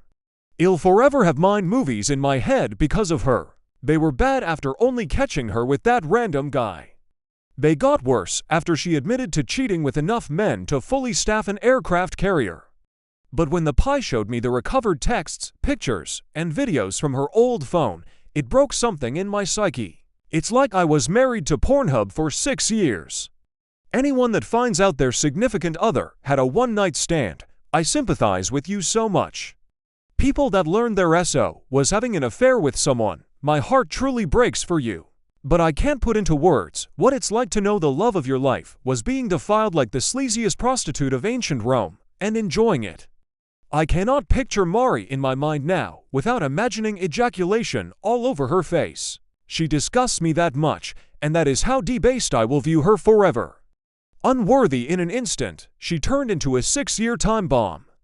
The motion to adopt Carrie was the second or third biggest thing Mari had to worrying about. The day I filed paperwork at noon, a sheriff's deputy showed up at her parents' house to serve her with the divorce papers. At 10 minutes past noon, another deputy showed up to serve her with paperwork due to the civil suit I filed against her. The calls and texts from her parents' phones went unanswered and unread. Calls to my lawyer were met with urging to get her own legal counsel to get the ball rolling. That wasn't what she wanted to hear. I'm told she screamed and yelled at several staff members that day. Nadia eventually told her that the divorce would proceed like it or not. Any further harassment to her or her staff would be severely dealt with. I kind of wish Mari had kept pushing. Orange was never her color, but what she's done should truly be criminal. It was over a week later that a lawyer representing her phoned Nadia, and they had their first discussion. He asked if we were serious about the civil suit to try and recover expenses incurred raising a child that isn't mine. Nadia assured him we were going to try and recover every cent incurred due to paternity fraud. She negated to tell him none of it is about money. Even if I win, the odds are high I will see little or none of what any court awards. But if I win, it will be money coming out of any and every paycheck going to me until paid in full. It would be a costly reminder and punishment for what she's done. Even if I lose, she has to pay a lawyer to represent her, and that's more expenses she can't afford. He said he understood the vast majority of assets, including the family home, were mine long before we married. But he urged that we couldn't honestly expect to get custody of both kids, have her pay child support, and for her to live with no spousal support after a severe accident. Nadia told him his client had been unfaithful in the marriage long before the wreck, and that she picked a bad time to get caught. She informed him our goal was to make it as painful for Mari as possible. Her car was the only item of any value in her name, which was in her possession, and she could keep it. Mari was allowed to keep her retirement savings as her own because my portfolio dwarfed hers. She wouldn't have even had that for 01k without my urging. She put in the maximum allowed each pay period. She never had to contribute to any utilities. Buying her own car and paying her own insurance was her only expense. The rest of her money was her own. Now she gets to live on it. I know she's already feeling the financial pinch, and it's just going to get worse for her. If I win the civil suit, Starbucks sales will plummet, but it has to be done. I just don't think she ever expected I'd go to the lengths I am. As far as cars go, I drove her car around for a few months after my car was wrecked. Being the only thing of value that she owned, adding mileage to the car was satisfying, even if it was petty. But I bought a beautiful new SUV and got my buddy to follow me in it as I drove Mari's car to her parents'. I left the key in the mailbox with no idea when she'd be able to drive again. Given her past, I was sure she'd be on the hunt for strange D as soon as she was able. I hoped living with her mom and dad was making her feel young and free of responsibility. However, having random men come sleep over at her parents' house is just tacky. She would eventually need someplace classy to offer her genitals to strangers, like a 2020 Acula. I thought about donating her car to the local community college criminal justice department. Those candidates would be experts on the use of luminol by the time they became actual police. As warped as it sounds, the most satisfying thing about dropping that car off was the spare tire. It doesn't have one, never did. That was a major point I gave her when she asked my opinion about purchasing the car. I remember her saying all sweet and cute she had me to call if she ever got a flat. It was all I could do not to leave a note under the trunk mat saying something like bet you wish you had a spare now, but I'm sure eventually she'd get the message all on her own.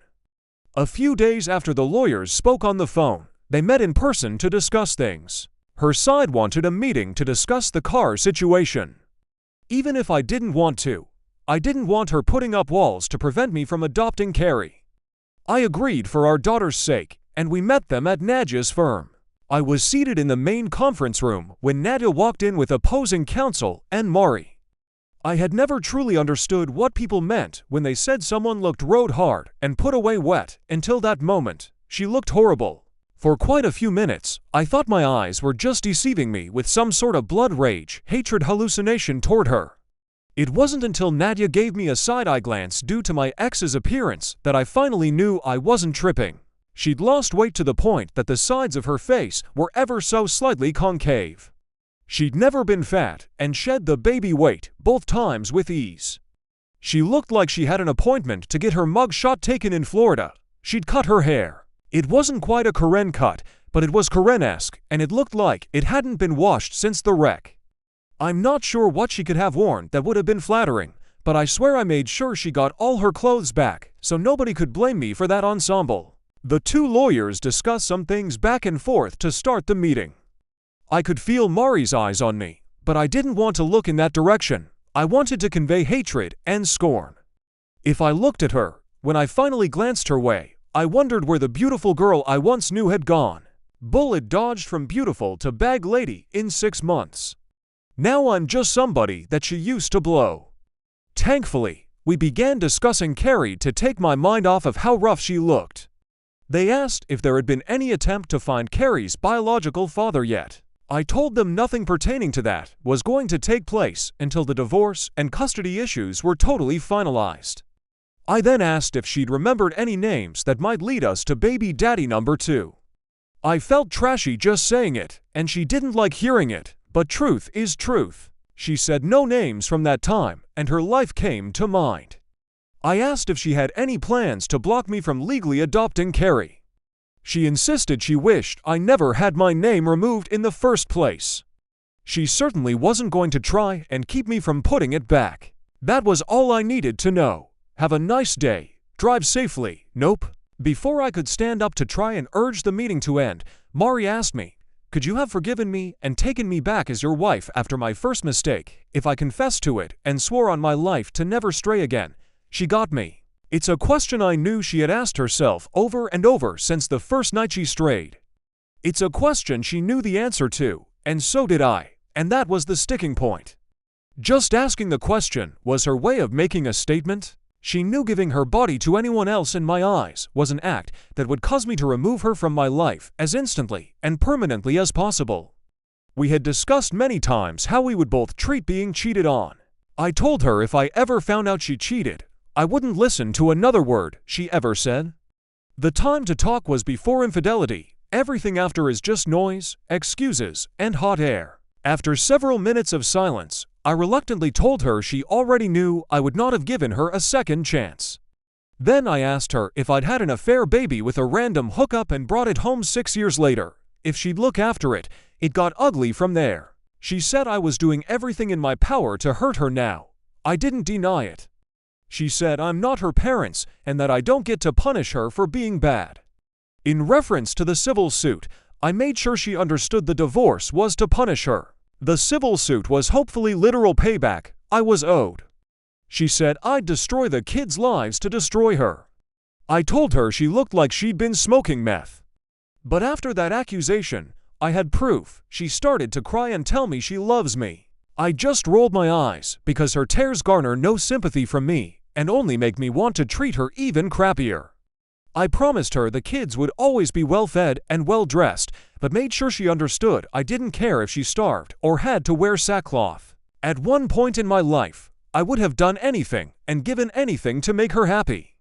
I asked her if my all wasn't good enough for her to be faithful, what more I could have done for her to not betray me. She said she betrayed herself. I yelled that she betrayed Carrie. I told her she betrayed everyone in her life. The lawyers calmed things down, and Nadia shared a proposed temporary visitation agreement with them. Knowing which weeks she will have them will allow her to schedule doctor appointments better. I warned her that while it is none of my business what she does, nor do I care, not to have any strange men around the kids. She said she hadn't been with anyone. She didn't like me pointing out she told me that once or twice before, but she promised if that time came, she would shield the kids from all of it. I asked her if anyone other than Rebecca knew she had been unfaithful to me. She said she admitted only the kissing to her sister after the first incident. Her sister freaked and cursed her the hell out for 5 straight minutes. Mari knew she could never tell her sister how far she actually went, but no one but Rebecca knew about all the hookups. She asked if there was any chance of us getting counseling to see if things could work out between us. I asked her why I would want a marriage with a dead bedroom. She pointed out we never had a dead bedroom. I explained it was sure as hell dead now, because I'd never touch her nasty ass again with a body count higher than Coach. Mari asked if I hate her.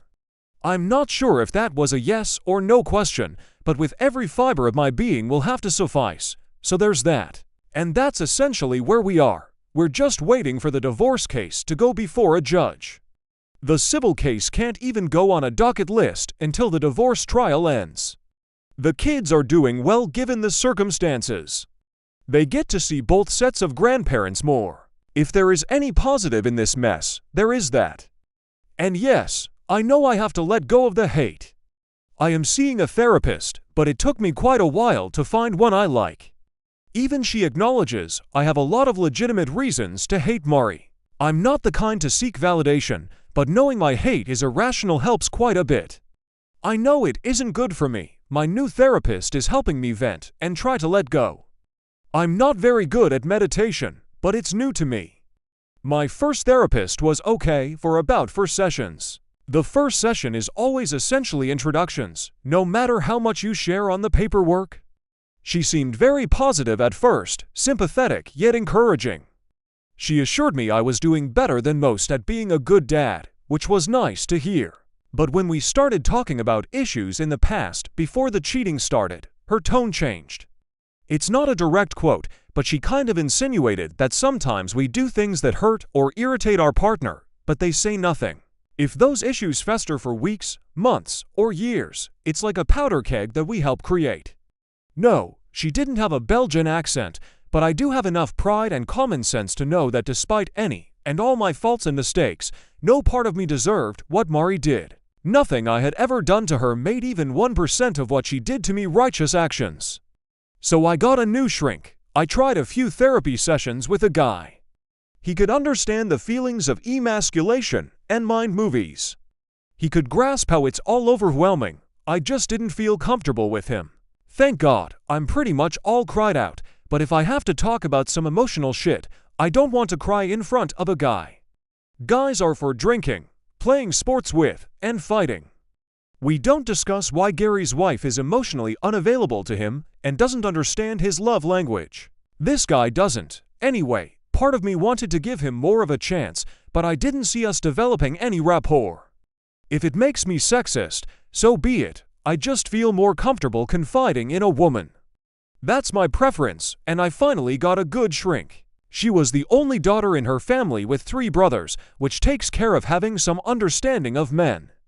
Her specialty is coping with infidelity and grief counseling. When I told her about the events that led me there, she used half of a box of tissues. She said she's amazed I'm doing as well as I am. Still not sure if that was meant as encouragement or genuine shock. I'm not institutionalized. I'll call my therapist Sarah for the purpose of this post, but she's helped me quite a bit just by listening. She says I'm difficult to read, and that my outward appearance doesn't match my friendly personality.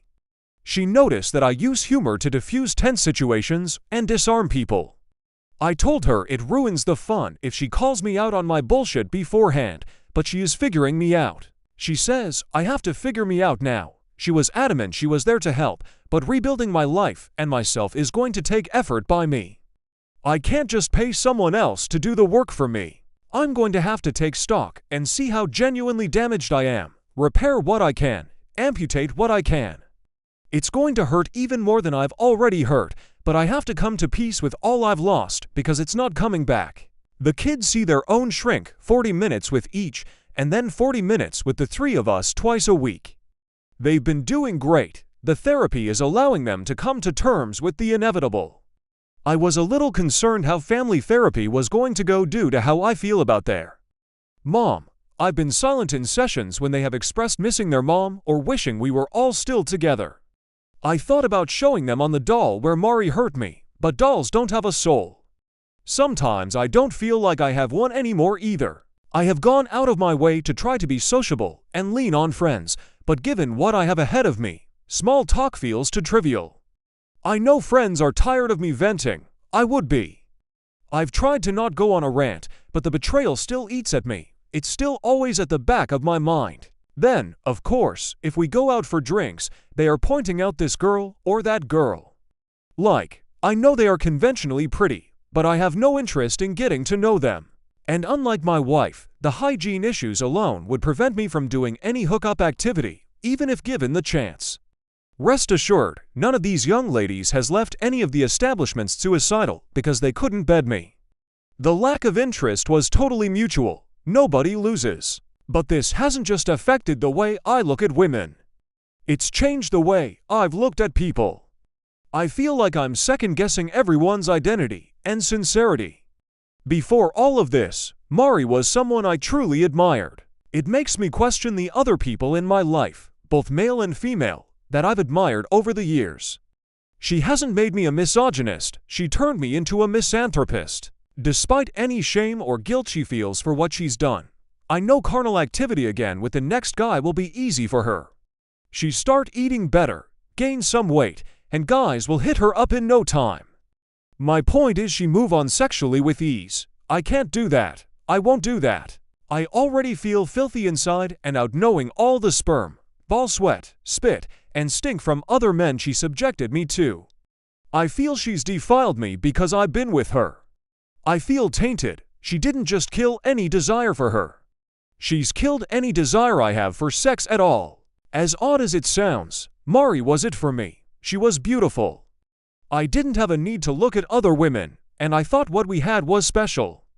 Beauty just doesn't even register with me anymore. My mind knows better, but my subconscious thinks all women are like Mari and Rebecca, and that's my struggle.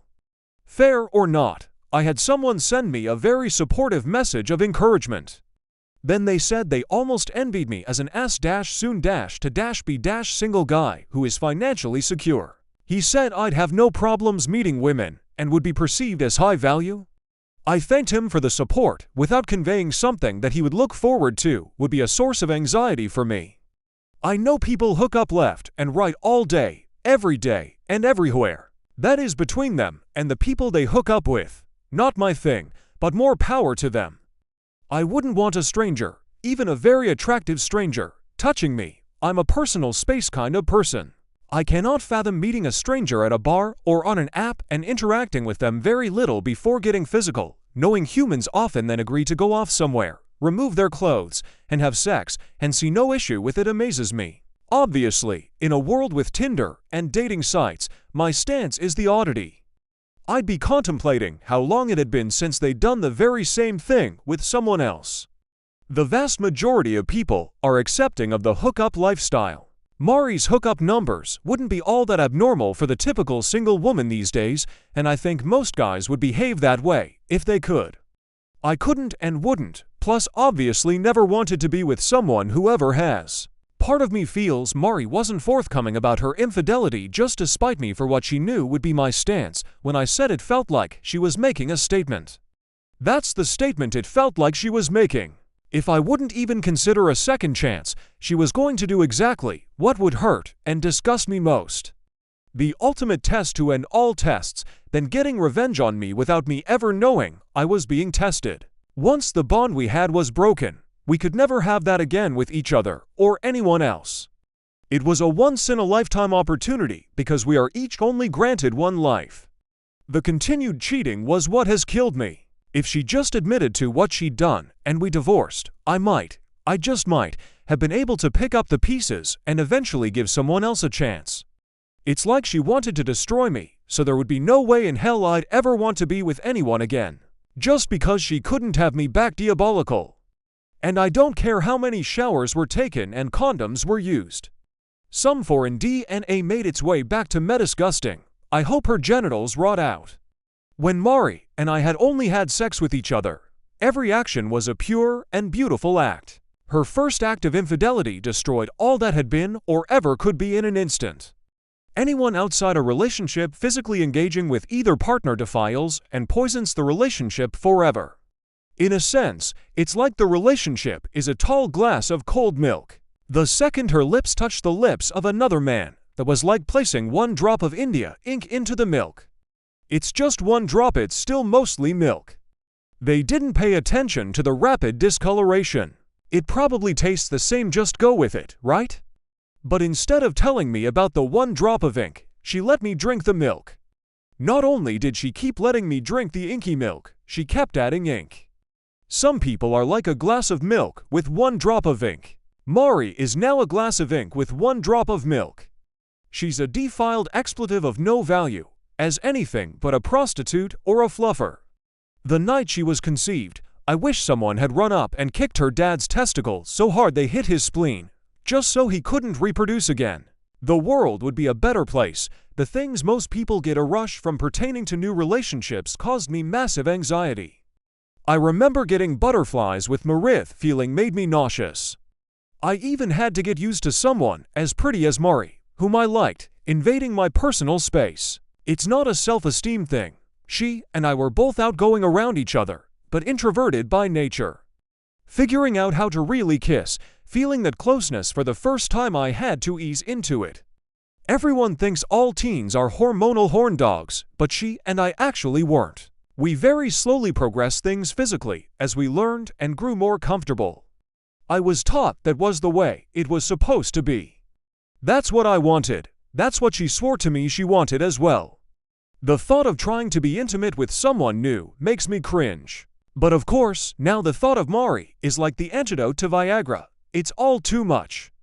I find myself ashamed more every day to be part of the human species. My life wasn't supposed to go this way. We had so many beautiful moments awaiting us as a family, but memories are destroyed, and those moments will never be. At the end of the day, I loved Carrie, but I had to let her go because our relationship was forced upon us from day one against our will. By adopting her, I'm telling her, if given the chance, because I have given myself the chance, I'll choose her as my daughter all over again.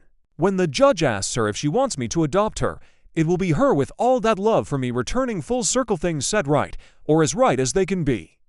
I can never be her father. That title belongs to some guy walking around not knowing he has a 6-year-old daughter. But I'm the only dad she will ever know, protector and provider long after any legal obligation would have lasted.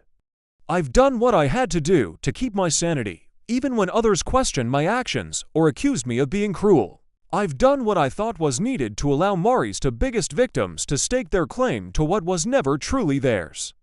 I've made mistakes, I've handled things I won't know.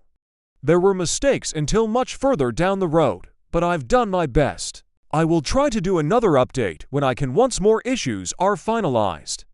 I apologize for the lapse between updates and the length. I will try to do better on both as I and the kids press forward together. Peace and thanks to all. Update 4. In an attempt to fulfill my promise to update more often with shorter posts, this will hopefully accomplish both. My apologies if any of my previous posts caused eye strain or an aneurysm. Assure you all that was never my intent. Someone asked in the comments of my previous post about Rebecca and if I've had any interaction with her. Just so no one has to go back and read that response, I will explain where things stand here as well. I have not seen or communicated with Becca at all since that fateful morning. I do not know how prominent she now is in Mari's life. I don't know if they have had any contact, but I would imagine they have. The kids have not mentioned Rebecca. All what they tell me is the extent of what I know, which isn't a lot. However, a few weeks after all hell broke loose, I confided in an old friend exactly what was going on. I chose the friend I did because his wife is a notorious gossip. She too is a good friend of mine, so I didn't feel any guilt for using one of her negative traits for my benefit. To those that don't know, Becca owns her own salon that employs 9 people besides her when fully staffed. Since word slowly spread through the friend group, to stylists have left Becca's salon. I cannot know if they left for greener pastures or as a protest for her role in my marriage failing, but I can hope. When things are finalized, I will be airing her dirty laundry freely and often. If that causes some people to not want to work for her or visit her salon, that's great, but I will have to wait to verify if my actions bring her any misery. One thing of note is that I ran into Mari's sister in the grocery store. She hugged me and apologized for her sister's stupidity and immorality. I have no doubt many here would have told me to have no contact with her since she is of the enemy camp, but I have always liked Mandy and her husband Doug, so I invited them over with their children to enjoy the pool. We cooked out, and Doug looked after the kids on the grill while Mandy and I talked. We made every attempt to not let any of the kids overhear our conversation. Thankfully, they were all distracted by the pool and plenty of good food, so we were able to talk at length. To make a long story short, Mari's family knew she cheated on me with more than one man, but Mari blew smoke up their collective asses when it came to any admissions about body counts. Mandy and her parents were told Mari had a couple of short-term affairs after Michael was born until she got caught. When she used the term a couple, I asked how many Mandy considered a couple. She replied, 2 or 3. I went and got the folder containing just text exchanges between Mari and guys she'd sexted from Mandy to view. As she perused through the pages, I explained we were able to verify 47 different guys Mari had engaged in sexual activity with since Michael was born. I made sure to explain that those 47 were just the tip of the iceberg, since we knew she had often arranged ons via various phone apps. Mandy didn't know what to say when she heard Mari's verified body count. She wanted to immediately call her parents to inform them and to curse her sister out. Mari's lack of being forthcoming about the number of men she cheated with was enough bad news to wrap her head around. Then I put 2 and 2 together and realized nobody in Mari's family had yet been told, I am not Car's father. I'm not sure who was more pissed off about that fact, Mandy, or maybe Doug had to stop grilling to attend to his wife due to the tears she couldn't hold back. She walked around to my side of the picnic table and gave me a hug as she told me repeatedly she was so sorry. Doug was stunned. He gave me a pat on the back after making sure Mandy was okay and told me we'd go out for drinks later that week. My soon-to-be ex-wife may be a piece of dog expletive, but her family and the people that married into that family seem to be as good as gold. But I will continue being cautious about how much trust I allow. I filled her in on what actually happened that morning and how I came to find out paternity results. She was stunned, to say the least. When she told me she wished I'd punched Becca squarely in the nose, I had to ask Mandy's opinion of Becca. Mandy said she never liked Rebecca, even as kids. Mandy is 4 years older than Mari, Becca, and me. She was a senior when we were freshmen in high school. Mandy said that more than once, she caught Becca stealing makeup from her room, but was unapologetic. She said she despised Rebecca because she'd always been manipulative and loved causing drama for others. She even told me she'd try to be a big sister role model for Becca, especially after Rebecca's dad divorced her mom. But Mandy said she'd always been an ungrateful little expletive who wouldn't listen to anyone. I asked if she knew Mari actually wanted Becca as her maid of honor initially. She never said yes or no, but the profane stream of consciousness let me know she was unaware. I filled her in on things Mari had told me via letter and in the company of attorneys. She was as shocked over Mari's reasoning as much as anyone. She stated their parents hadn't raised them to be like that. She said her sister had declared she never wanted to be with anyone but me long before high school. I'm not sure if that means Mari was deceiving herself from a young age or if feelings changed. I just know humans cannot truly love someone and offer their body freely to others. Either the love was never real, or it had died long before I knew it. Mari has made the claim that her heart now and has always belonged to me. I now know that was total expletive, and I wonder if she was even capable of love. Not that it matters now, of course. If her heart truly belonged to me, I'd be selling it for transplant to the highest bidder, even though I know it's defective. After lunch, the kids kept playing, so I got to talk with Doug and Mandy at length. She filled him in while I went and got ice cream for the kids and served them. When I got back, I could see tears in Doug's eyes, and he gave me a long brotherly hug before I sat back down. He asked about the guy I caught Mari with and how much damage I did. All I could tell him was when I left, the guy was unconscious, and his lower eyelid on the left side looked like it belonged to a hound dog due to sagging. No police ever contacted me, so I knew his friend never took him to the cops. But I knew enough to know his orbital bone fracture would require surgery, and I never got the bill. Doug said I should have killed the guy. I told him if Mari and Becca hadn't jumped on my back to weigh me down, I probably would have. But I'm glad I didn't. Doug asked if anyone had any idea who Car's father actually is. I explained the soon-to-be ex had expletive around with far too many guys to know, but I told him the search will go into high gear once all divorce and civil proceedings have been completed. They were both glad to know Mari will get slaughtered in the divorce. They were both glad to know that therapy for all 3 of us had helped tremendously. When I told them I was anxious for Mari to start working again so she could pay child support and whatever civil fine she ended up owing, they left. Doug said if paternity fraud was a crime, Mari would get the death penalty. I told him Mari may as well have committed maternity fraud because any woman that could do what she did was no mother at all.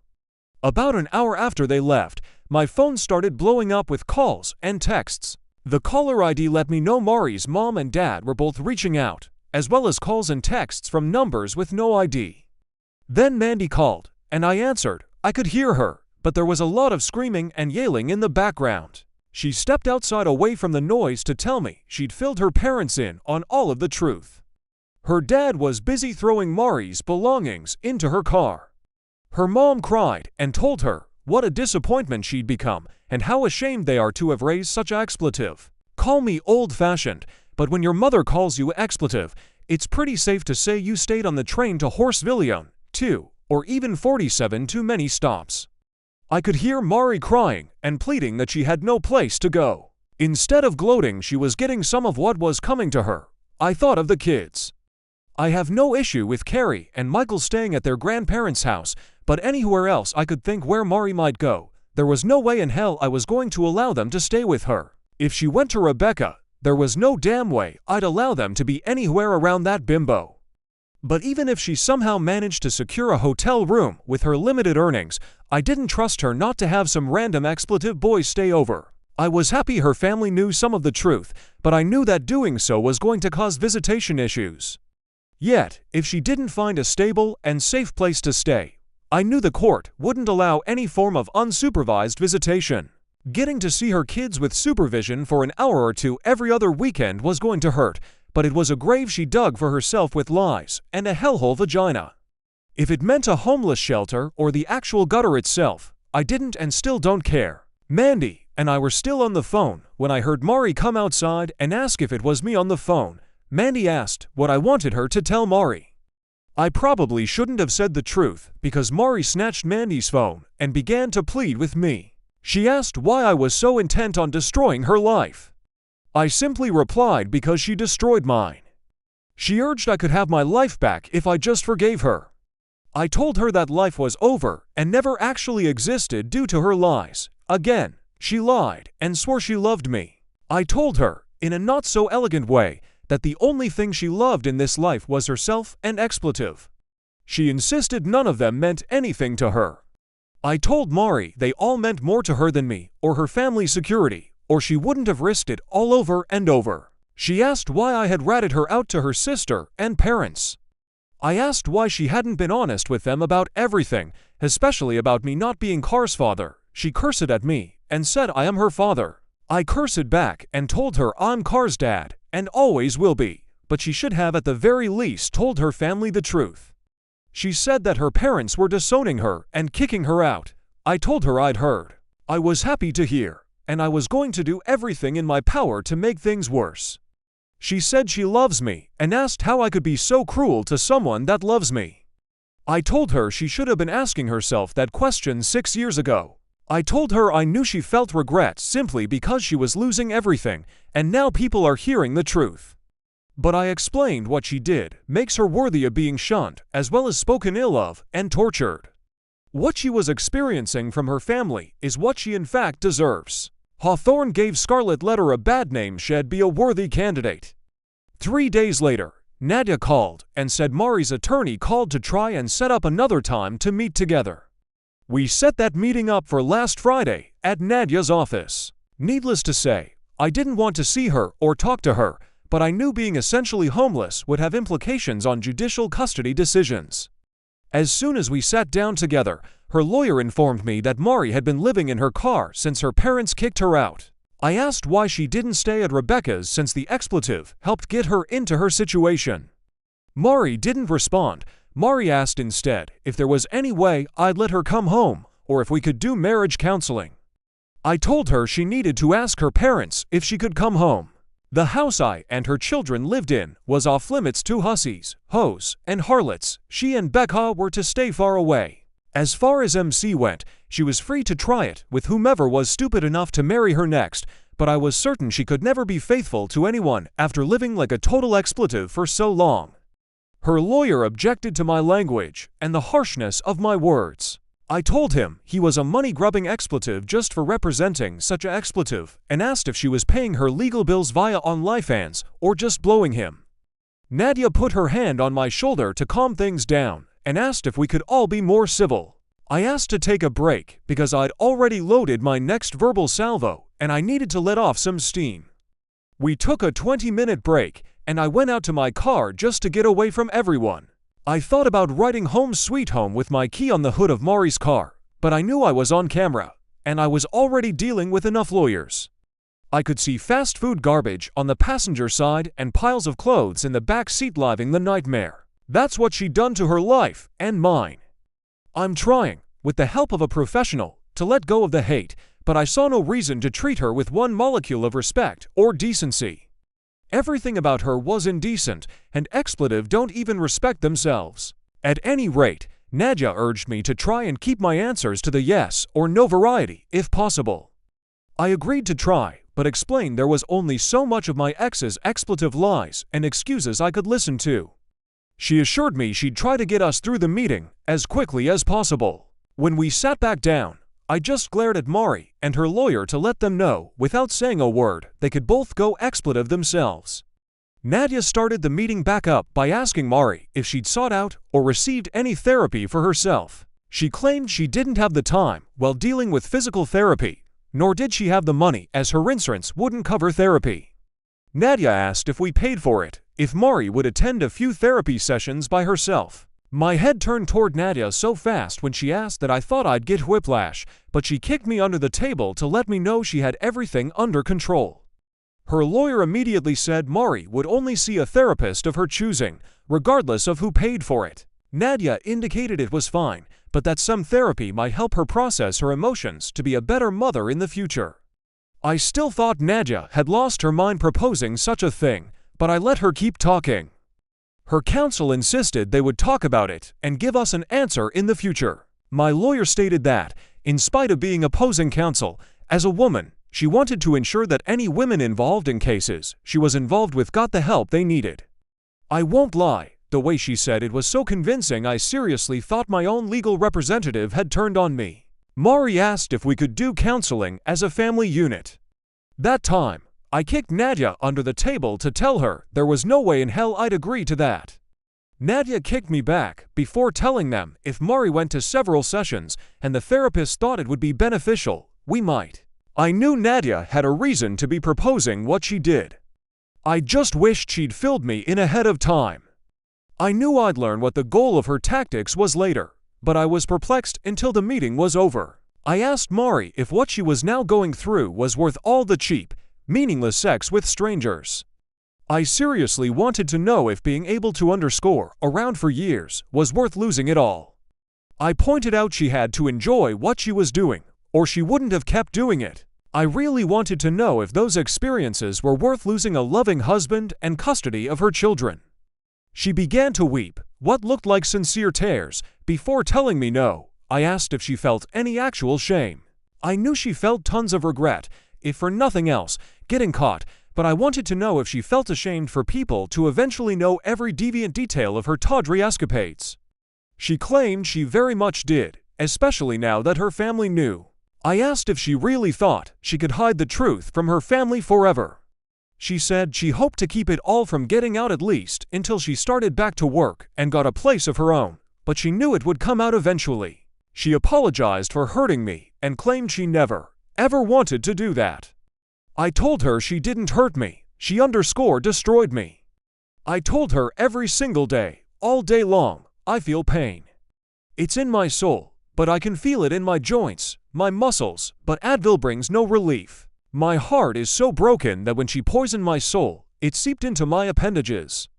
On a good day, I feel numb. On a bad day, the tension fills my body.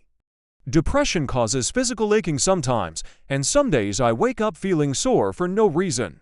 She cried hearing me express the pain her actions were making me endure. I told her to tell me what I ever did to justify her betraying me so thoroughly and cruelly. She just cried harder. I asked her what she thought she deserved from me in life after the things she'd done. Not what she wanted, but what she thought should happen to someone who literally underscore her life away. She began to bawl. I was sick of the tears and lack of answers. I was done. The meeting ended with Mari's lawyer trying to get her out of the office as she repeatedly asked me to forgive her. I kept telling her to go home and drive her home somewhere else because we were done talking. When they finally got off the premises, I made Nadia explain why she'd proposed I pay for Mari to see a shrink. She explained doing so would be seen as a favorable act by the court, but Mari was clearly unstable and not coping with life very well. If a professional recommended or insisted she needed to be hospitalized for her own good, well, in a distraught state, it is very easy to get yourself institutionalized, at least overnight. Allowing her to see a professional might get her some help, but it also might help us when they see how frazzled she's become. She deceived me for more than 6 years about my entire life. I feel no guilt in not revealing my true intentions of why I actually want her to see a shrink. If she thinks family therapy is a possibility to get her to go, so be it. Mari is good at digging her own grave. I hope that continues. Yes, I realize this was by no means a short update, but it was as condensed as I could make it. The kids are both doing well. Michael is playing baseball as a pitcher since he's the tallest on his team. He does well from the mound and played even with the larger strike zone. I'm taking him, along with Doug and his 2 sons, to see the Sox play the Tigers next week. Miss Carrie is as beautiful and sweet as ever. She loves the pool, and it's been great having friends over with their kids to enjoy it. I want to raise 2 kids that are too busy with life to have their noses pressed against a phone that may warp them to the point they feel out of place in society, but they'll be my warped kids. Thanks to all for the kind words and support. Every day seems like it brings a new challenge, but knowing I have so many who have my back means more than words can express. Peace and thanks to all. Edit. A few people got the idea Mandy and her parents knew Mari had cheated on me before I did. I told her parents about catching her cheating the same morning I told my parents. They knew nothing of her activities before I told them. I did not find out until later Mari had cheated with multiple men, one of which is Carrie's father. I was the one to inform Mari that I am not Carrie's biological father. I just assumed she'd told her family when her dad referred to those men. I assumed he knew she'd been with enough guys to give her vagina its own Yelp rating. I love her family. I don't want them to hurt any more over this than they have to. I had and have no desire to put salt in their wounds. Mari admitted to a couple of short-term affairs to them. That's it. I was trying to protect Carrie and assumed she'd discreetly tell her family. I cut off contact with them and had been communicating via Jessica and Nadia until I ran into Mandy. I hadn't had a sit-down talk with anyone in her family. We came to find out Mari was hoping it stayed that way. Sorry for the confusion. Final update. A few weeks ago, I signed into this throwaway account for the first time in almost a year. There were many messages and comments inquiring about how the kids and I are doing or how things turned out. A very large part of me wanted to ignore them all, sign out, and never log in again because I have managed to get back on course with my life and my children's lives, and dwelling on the past only hinders forward progress. But the advice I got from Reddit was supportive and helpful from the start all the way through several episodes in my life when I was at my lowest points. For those people that assisted me so well and showed me such kindness, I will make this final update because I do owe a huge thank you to the many who helped me navigate the minefield I didn't yet know I was living in. It's been so long since my last update, most readers will have completely forgotten my posts, which is totally understandable. Previous links and ATL/DR will be posted at the bottom. This will be a long read, and for that, I do apologize, but much time has passed, and many events have occurred to the point where this can't be explained in 2 or 3 paragraphs because things have now been finalized beyond what I ever imagined or intended when I last posted. My soon-to-be ex-wife, Mari, had been kicked out of her parents' house for neglecting to tell them I am not the biological father of our daughter, Carrie. I had informed them I'd caught their daughter cheating the same morning I told them about our wreck. However, she had not revealed to them that the guy I caught her with was just one in a long line of men with whom she cheated. Mari had been forced to live in her car because she had nowhere else to go after being disowned. Meanwhile, I was in the process of attempting to legally adopt Carrie after having the court adjudicate I'm not her biological father, and my attorney, Nadia, was attempting to get Mari to see a mental health professional of her choosing in the hopes it might benefit me. Nadia recommended to local psychiatric practices to Mari's lawyer, saying we'd pay for her sessions or she could choose any other therapist she wished to see. I had some major misgivings about having to pay for the sessions or doing anything that might actually benefit Mari. If you learn nothing else from my experience, take this advice to heart: love them or hate them, always listen to your lawyer. To make a long story short, Mari chose a local psychiatrist who instantly recognized she was mentally unstable. For her own well-being, she committed Mari to the local hospital's psyche ward overnight for observation. That overnight stay became many months under psychiatric care in hospitals. Due to confidentiality rules within the medical field, I never heard her actual diagnosis, but her attorney said each time he saw Mari, she was heavily sedated and out of it. Those initial months she spent trying on designer straitjackets delayed the finalization of the divorce and child custody hearings. However, since Mari was not contesting and her counsel could stand in as representation, there was no delay in my attempt to adopt Carrie. As sad as everything had recently been for me in my life, hearing that judge question Carrie and listening to her responses made me so unbelievably happy. Carrie didn't know she had ever been declared not my daughter by the court at my behest, so it seemed funny to her for the judge to ask if she wanted me to be her daddy. I was so proud of her, though she couldn't understand why. She was just happy when I told her I loved her as she hugged me as her adopted father for the first time. I was glad Michael was also there, but even more grateful Mari wasn't. Neither Michael nor Carrie really had any understanding of what the hearing was about, but Carrie is now legally my daughter, even if we share no DNA. When I saw Mari cheating, it instantly removed all love I ever had for her until I was able to reunite with Carrie. I was so afraid that, because of what her mother did, I would lose all love for her as well or resent her. To still feel that love I always had for her again was such a relief.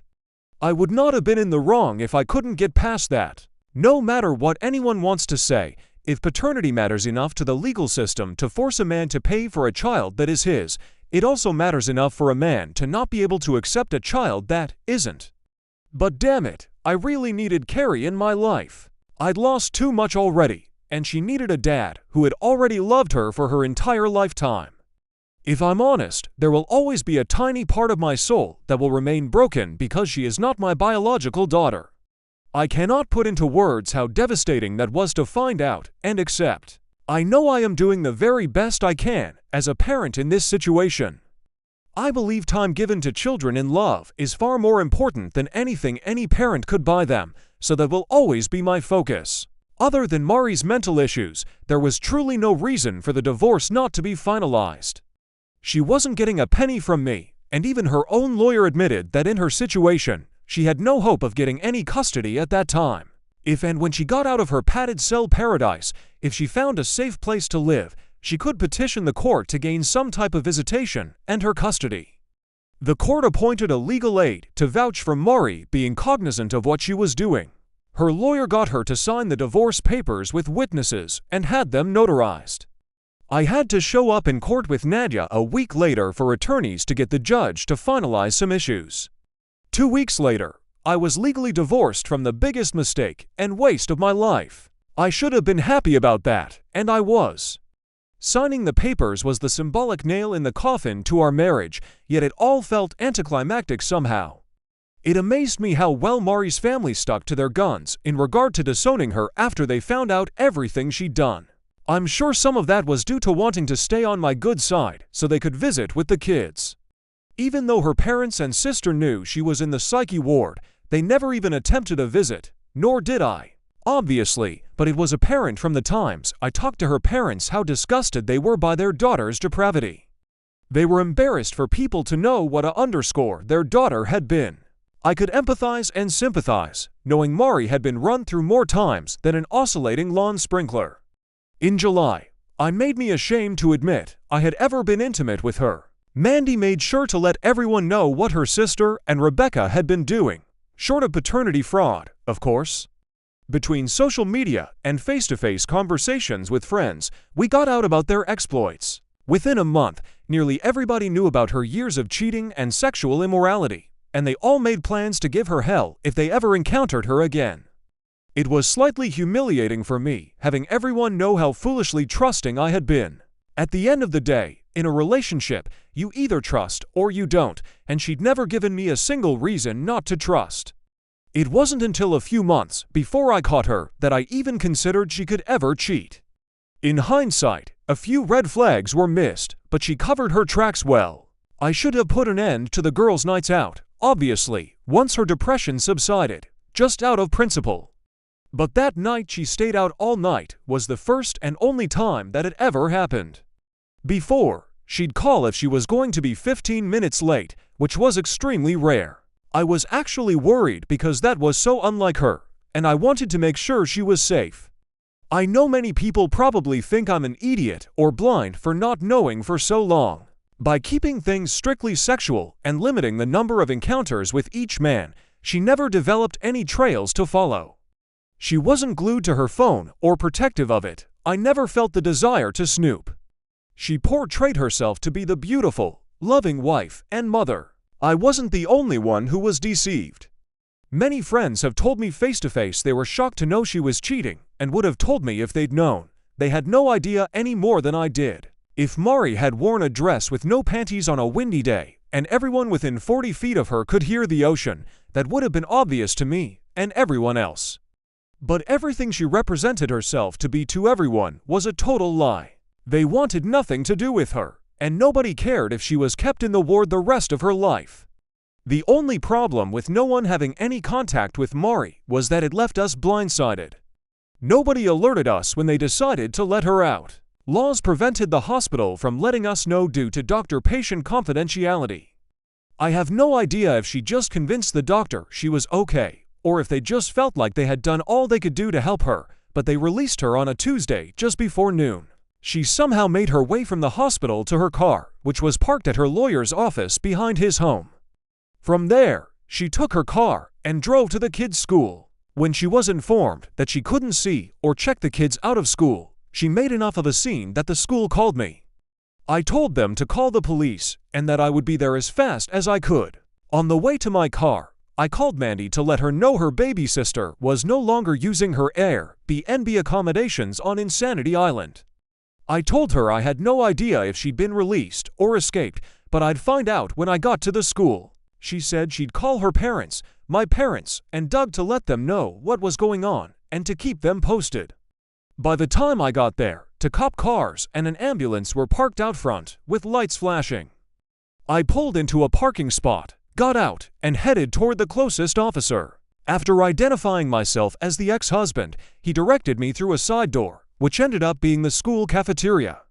I was relieved to learn no one had alerted Michael or Carrie to the drama in the front office, and school had not recessed. The police had Mari seated at a cafeteria table, and she tried to stand when she saw me, demanding to see her children. They kept her from approaching me, and I asked if they had checked with the hospital mental health ward to see if they had released her. The police informed me that, while the hospital couldn't release certain information without a warrant, they had released her under her own cognition. Mari started crying and demanded to see her children. I told the cop I had full custody, and there was no way in hell they were seeing her in such a frantic, emotional state. She yelled at me that she wanted to see her children. Yet again, I told her to go have her lawyer file paperwork for visitation, but unless I saw an evaluation from some mental health professional telling me otherwise, she was an unfit parent and a manic mother. She said the kids are the only two people alive that still have any love left for her. I told her that was probably true, but they're just kids, and they don't know any better. The cop laughed, then managed to regain his composure. She tried to come at me. He held her back. She said she hadn't seen her children in months, and that they were the only thing that got her through her time in Lobotomy Land. I explained I really didn't give a damn about her struggle to cope with the consequences of her own actions, but there was no way in hell I was subjecting our children to her lies and drama. That day, I told the cop I wanted to file a restraining order on her to stay the hell away from me and the kids. He agreed to file the initial paperwork on my behest, but that a judge would have to determine if one was needed and sign it. He then explained to Mari that, since I was not going to allow her to see the kids, they had already talked to the principal of the school. She needed to leave immediately, and not come back onto the premises until she could show a court order granting her partial custody. To my surprise, she didn't make an even bigger scene. I guess she realized nothing she could do at that moment would get her what she wanted. She grabbed her purse and keys before being escorted by an officer to her car. She got in and drove away while the other cop and I filled out the row form on his tablet and talked with the principal. Soon enough, the kids got out of school, and I loaded up Michael and Carrie to take home. I was about 2 miles from the school when I thought I saw Mari's car pull out from a fast food restaurant just after we passed by. I took the next right, and the next right, and the next right, until I was on the same street we'd been on. I could see Mari's car up ahead and sped up to try and figure out what she was doing. She was oblivious to the fact I'd managed to maneuver my way behind her. It was obvious she was looking for someone, and that very person was observing her. The kids didn't even recognize her car ahead of them. Thankfully, a Reddit user had urged me to get front and rear cameras with audio recorders installed in my vehicles. That gave me all the evidence I needed to prove Mari was stalking me and the kids, even after being warned by the cops to stay away. I went straight to the police station and showed the magistrate footage of Mari waiting for us to pass by, pulling out, and then losing us. She assured me the evidence would be submitted to the case judge, and I should hear I'd been granted the restraining order sooner than later. In 2 days, while I was at work, I got a call from the police saying the restraining order had been filed and served that morning. They told me she was to stay 100 yards away from me and the children at all times. She was forbidden from contacting me or the kids in any possible way except via her attorney. To my attorney, I was directed to immediately call the police if she did anything to break the row. I felt some relief that at least I had the law on my side, but I fully expected her to ignore the restraining order by trying to contact me or the kids. To my surprise, nobody heard anything from Mari. Her sister said she had not tried to contact her or her parents. I fully expected her to seek out some type of free legal assistance to file for partial custody, but no one ever contacted Nadia. 2 months went by, and honestly, the longer we went without hearing from her or about her was a bit unnerving. But about 3 months ago, when I got home, there was a large manila envelope in the mail. The address was handwritten, and the return address only said Sydney, Australia. The voided stamps were Aussie. I truly couldn't imagine who had sent the envelope or why, but inside was an extremely long letter from Mari explaining where she was and assuring me she wouldn't be coming back. I was stunned when I got the letter, considering the postmark from so far away and who it was from.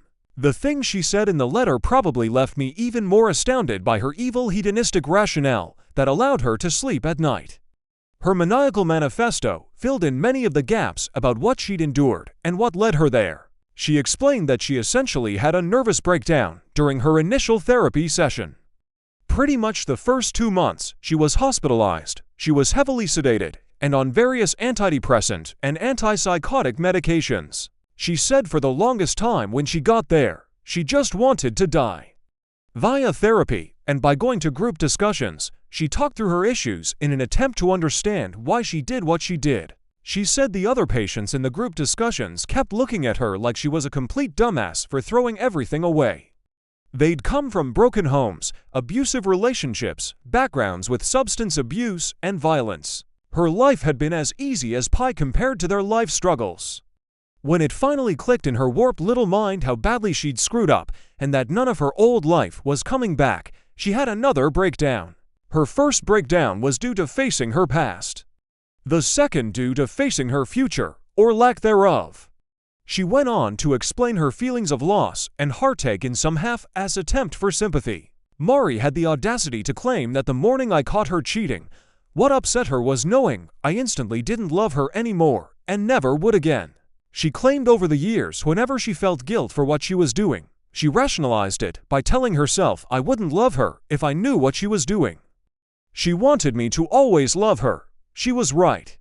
It instantly killed all love I ever had for her. The moment I saw her naked with another man, she said to know I truly no longer loved her broke her heart because, despite all that she did, she still loved me. She swore just because she'd had sex with all those men didn't mean she ever loved me any less. I'd hate to know how she would have treated me if she'd hated my guts. She had the audacity to call me her best friend and soulmate. She had no desire to have any romantic connection with anyone but me. She said having men openly tell her they wanted to do nothing more than underscore her brains out and giving herself over to her primal instincts without a care in the world about consequences was such a rush. She confessed that after cheating a few times, Becca convinced her humans were never meant to be monogamous. She said she would have been more than willing to allow me to have sex with other women, but she knew I'd never want that. She said being able to hook up with some guy she met at the store and be home to make dinner made being just a mom and wife feel less hopeless and mundane. She tried to quantify that I somehow benefited from her having other sexual partners because it taught her to be a better lover when she was with me. I would have far preferred a completely dead bedroom than being married to a wannabe sorority underscore with a underscore stamp of the word next and an arrow pointing down. And what kind of guy would stick his dick inside any woman that gave it up that easily? Those guys are just worthless. Next time, go break one off instead of helping to break up a family. Call me old-fashioned, and I'm sure a lot of people that have read my story have called me that and far worse. But if you feel you need to explore your sexuality and be wild, that is your decision. You are completely entitled to do it. It seems today very few don't live their lives that way. But the time to explore and hook up is long before you have children. The time to do that is way before you marry. And it's sure as hell long before you reach the underscore point of cheating on your husband with so many men you give birth to some stranger's child and tell your husband he's the father. However, if by going out, being wild and exploring your sexuality turns you into someone or something only the most heart-desperate man would ever consider making a commitment to, so be it. If at any point while we were dating, Mari had told me she needed to break up so she could go get pipe laid by random plumbers she just met, I would have been totally fine with it. That would have told me she lacked the morality, loyalty, and trustworthiness I wanted in a wife. If she'd revealed who and what she was when we were dating, it all could have been avoided. I would not have cared one iota who or how many men she had sex with as long as I wasn't one of them. She was either always unworthy of my time and love or became unworthy via her unforgivable, filthy actions. But just as she can't unfuck all those men, I can't go back in time and keep her out of my life. Words be damned. Her actions have proved she is unworthy of anyone's time and certainly not love. She will end up a last call lay at some dive bar down under, allowing anyone drunk enough to still find her attractive to get their rocks off for 15 minutes of companionship. She wrote how much it broke her heart to get the petition noticed that I was having my name removed from Car's birth certificate. Mari said she understood. I couldn't even stand to look at her anymore after what she'd done. And our daughter was just a reminder of that. She claimed what hurt her even more was when she got my petition to adopt Carrie as my daughter, because it showed her that even though I could never give her a second chance, I had enough love in my heart to give a second chance to the very product of her infidelity. She said she struggled with feelings of being jealous of her, Carrie, knowing her kids would grow up receiving all the amenities she took for granted. It killed her. Frankly, her words spoke volumes about how truly self-centered she is. She couldn't think of me and put me first. She couldn't even do that with her own children, yet she hated knowing huge moments of her kids' lives would happen without her around to see them. She imagined pictures shared on social media reminding her of what she was missing and feeling like she'd been stabbed through the heart. She explained that when she was released after the events at the school that day, she went around that night trying to reconnect with old friends. The few people that would speak to her were very direct in what they thought of her, in that they wanted nothing to do with her. Most acted as if they didn't know her and just ignored her. A few warned her if they ever found out she'd been with their husband or boyfriend, God help her. But she realized her hometown had been poisoned against her. Her former boss and many co-workers knew, so there was no going back to her job. The other driver's auto insurance had given her a decent check each month to live on until she was locked away.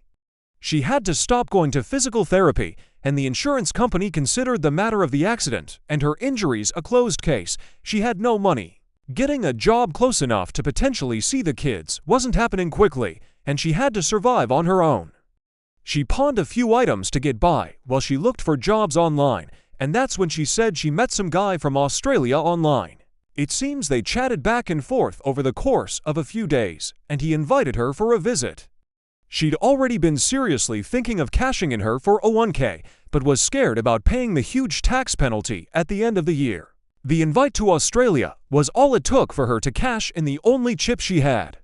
She said he's a really nice guy and has a son that needs a mom. Poor kid is getting Joan Crawford for a mom, and he's getting Amber Heard for his wife. It's safe to say he has no idea what she's done and what she's capable of. She's his problem now. She become an Australian citizen, won't have to pay the IRS, and she will never be my problem again. It was the last contact she made, and will hopefully be the final contact she ever makes with me again. Fingers crossed. Part of me thinks she heard Australia was founded as a penal colony and thought they said penile, but if it keeps that crazy hooker down under and out of my hair, she can do whatever she wants. I hate to be so flippant because I do sympathize with the citizens of Australia as yet another venomous species becomes endemic to their ecosystem. But these are the ignominies you have to face as a people for mocking planetary gravity generation after generation. Yes, I'm giddy that she's gone, and I have every right to be. But Australia, sincerely, thoughts and prayers. You all may want to get some of those guns back. Between providing antipsychotic medication and treating STDs, she may bankrupt your entire socialized medical system. Obviously, I hope she stays away, but a potential arrest upon return for tax evasion with the punishment being time served in federal prison will hopefully seal the deal. My therapist has helped me quite a bit, especially dealing with anger, though I'm sure no one reading this could tell. My therapist and I came to an epiphany during one heated session. For the longest time, I was far angrier at myself than I was angry at Mari. People talk about forgiveness and how it sets a person free. I had so much anger built up inside, I just assumed 100% of it was directed toward Mari. Nope. It turns out, despite her flaws and missteps, I held myself to a higher ethical standard. I was beating myself up with self-loathing because I couldn't believe I'd chosen so poorly. Yes, Mari was the deceitful, lying underscore, but at the end of the day, I chose that underscore and underscore my own life up. I can say without a doubt, I would be much better off having never loved Mari, and that Lord Alfred Tennyson was a underscore idiot. Lots of people asked about Rebecca. I found out that after Mari was kicked out of her parents' house, she did in fact go to Rebecca's. Apparently, my ex thought Becca owed her a place to stay, at the very least, after contributing to our marriage failing. Rebecca seemed to feel like all she had done was enable Mari to do what she actually wanted to do, and didn't owe her a damn thing. It's an interesting debate topic, one which apparently got heated. I have no idea who won, but that friendship ended with a lot of hair-pulling, profanity, and punching. Either way, word got out Rebecca had been involved in destroying my marriage, and things got rough for her. I don't use any social media. No, I don't consider Reddit social media. But I'm told she was unfollowed, unfriended, and harassed online and in real life. The stylists quit her salon due to what she'd done. The ones that remained all had customers asking how they could still work there, or if they'd change salons too. It took a month or two until she couldn't pay the lease and had to close up shop. The last anyone heard, Rebecca was working at her brother's restaurant in Connecticut as a hostess. When she left town, I wanted to have her condo bulldozed like Forrest Gump did to Jenny's childhood home due to all the heinous acts that occurred there, but the neighbors in the other two units weren't too keen on that idea. Quite a few people insinuated in comments that there was chemistry or something going on with my lawyer Nadia and me. I thought they'd been doing meth. Turns out, I am as oblivious as always when a woman is interested. After the divorce had been finalized, since she wasn't representing me in the civil suit that never happened, I went for drinks with her and several others in the practice to celebrate. As others left one by one, she said she had to talk to me about one more matter before I left. I assumed she was going to ask for a good review on the practice's website or something. She surprised me by telling me after working on my case, she truly appreciated how loyal and dedicated I had been to my wife and still am to my kids. She admitted over the course of the divorce she'd grown attracted to me, but couldn't say anything as she had been my lawyer. She confessed I was very hard to read and she couldn't tell if I had any attraction toward her at all, but she knew a good man when she saw one and she was going to shoot her shot. It was flattering to hear, especially after you've learned you weren't enough for your wife not to cheat with enough men to field 5 football teams.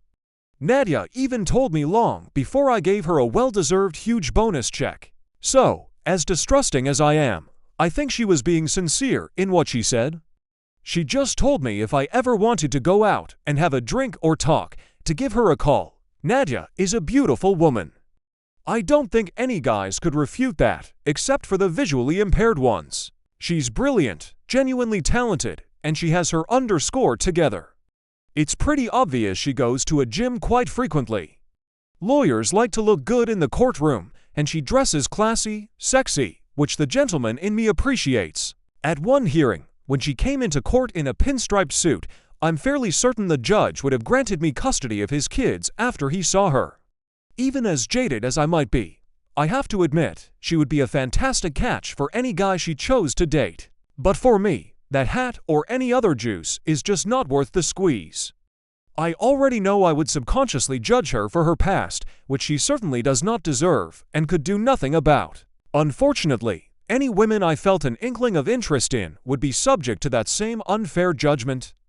I had plenty of dudes message and urge me to go on a dating app and hook up with some random just to get past the fact Mari is still the only woman I've been with. Sorry to the guys that will be disappointed to hear, but I could never do that.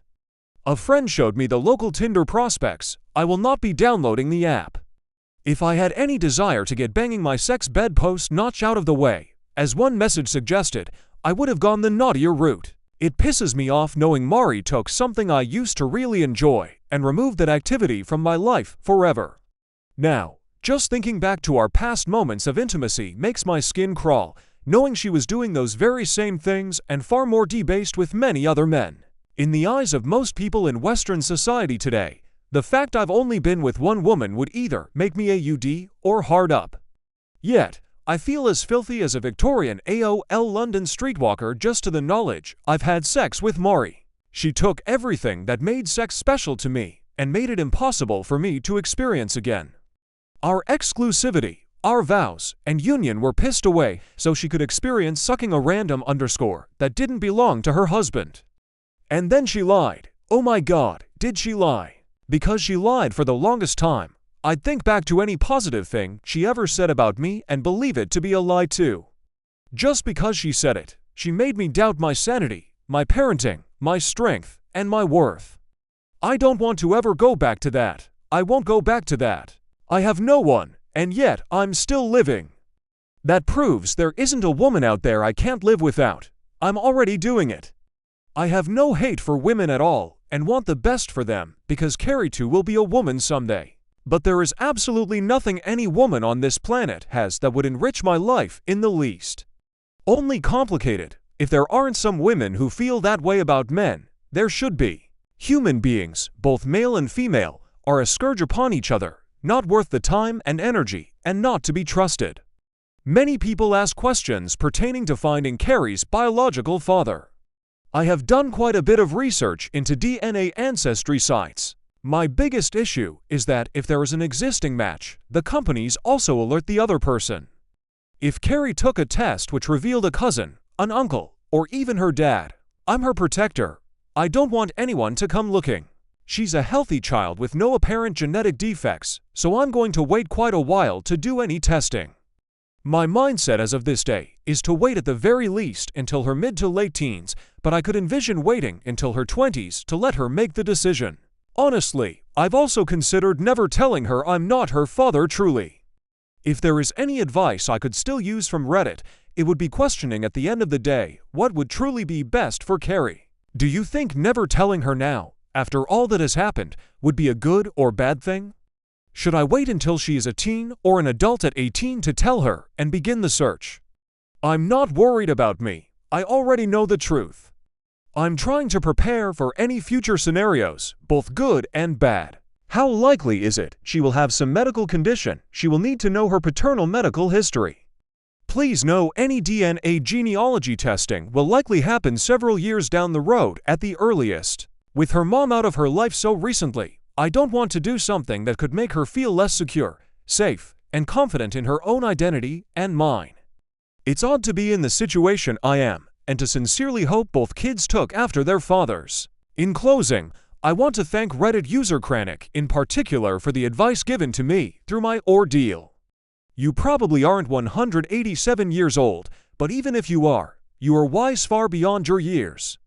You were able to analyze my ex and predict angles I was leaving open for her to attack. When you said she was desperate, I believed you. But damn, in the end, Mari literally _around and found out. Thank you for assisting me in every way to help her find out. To the many others who pointed me in the right direction or sent me an encouraging message, I thank each of you.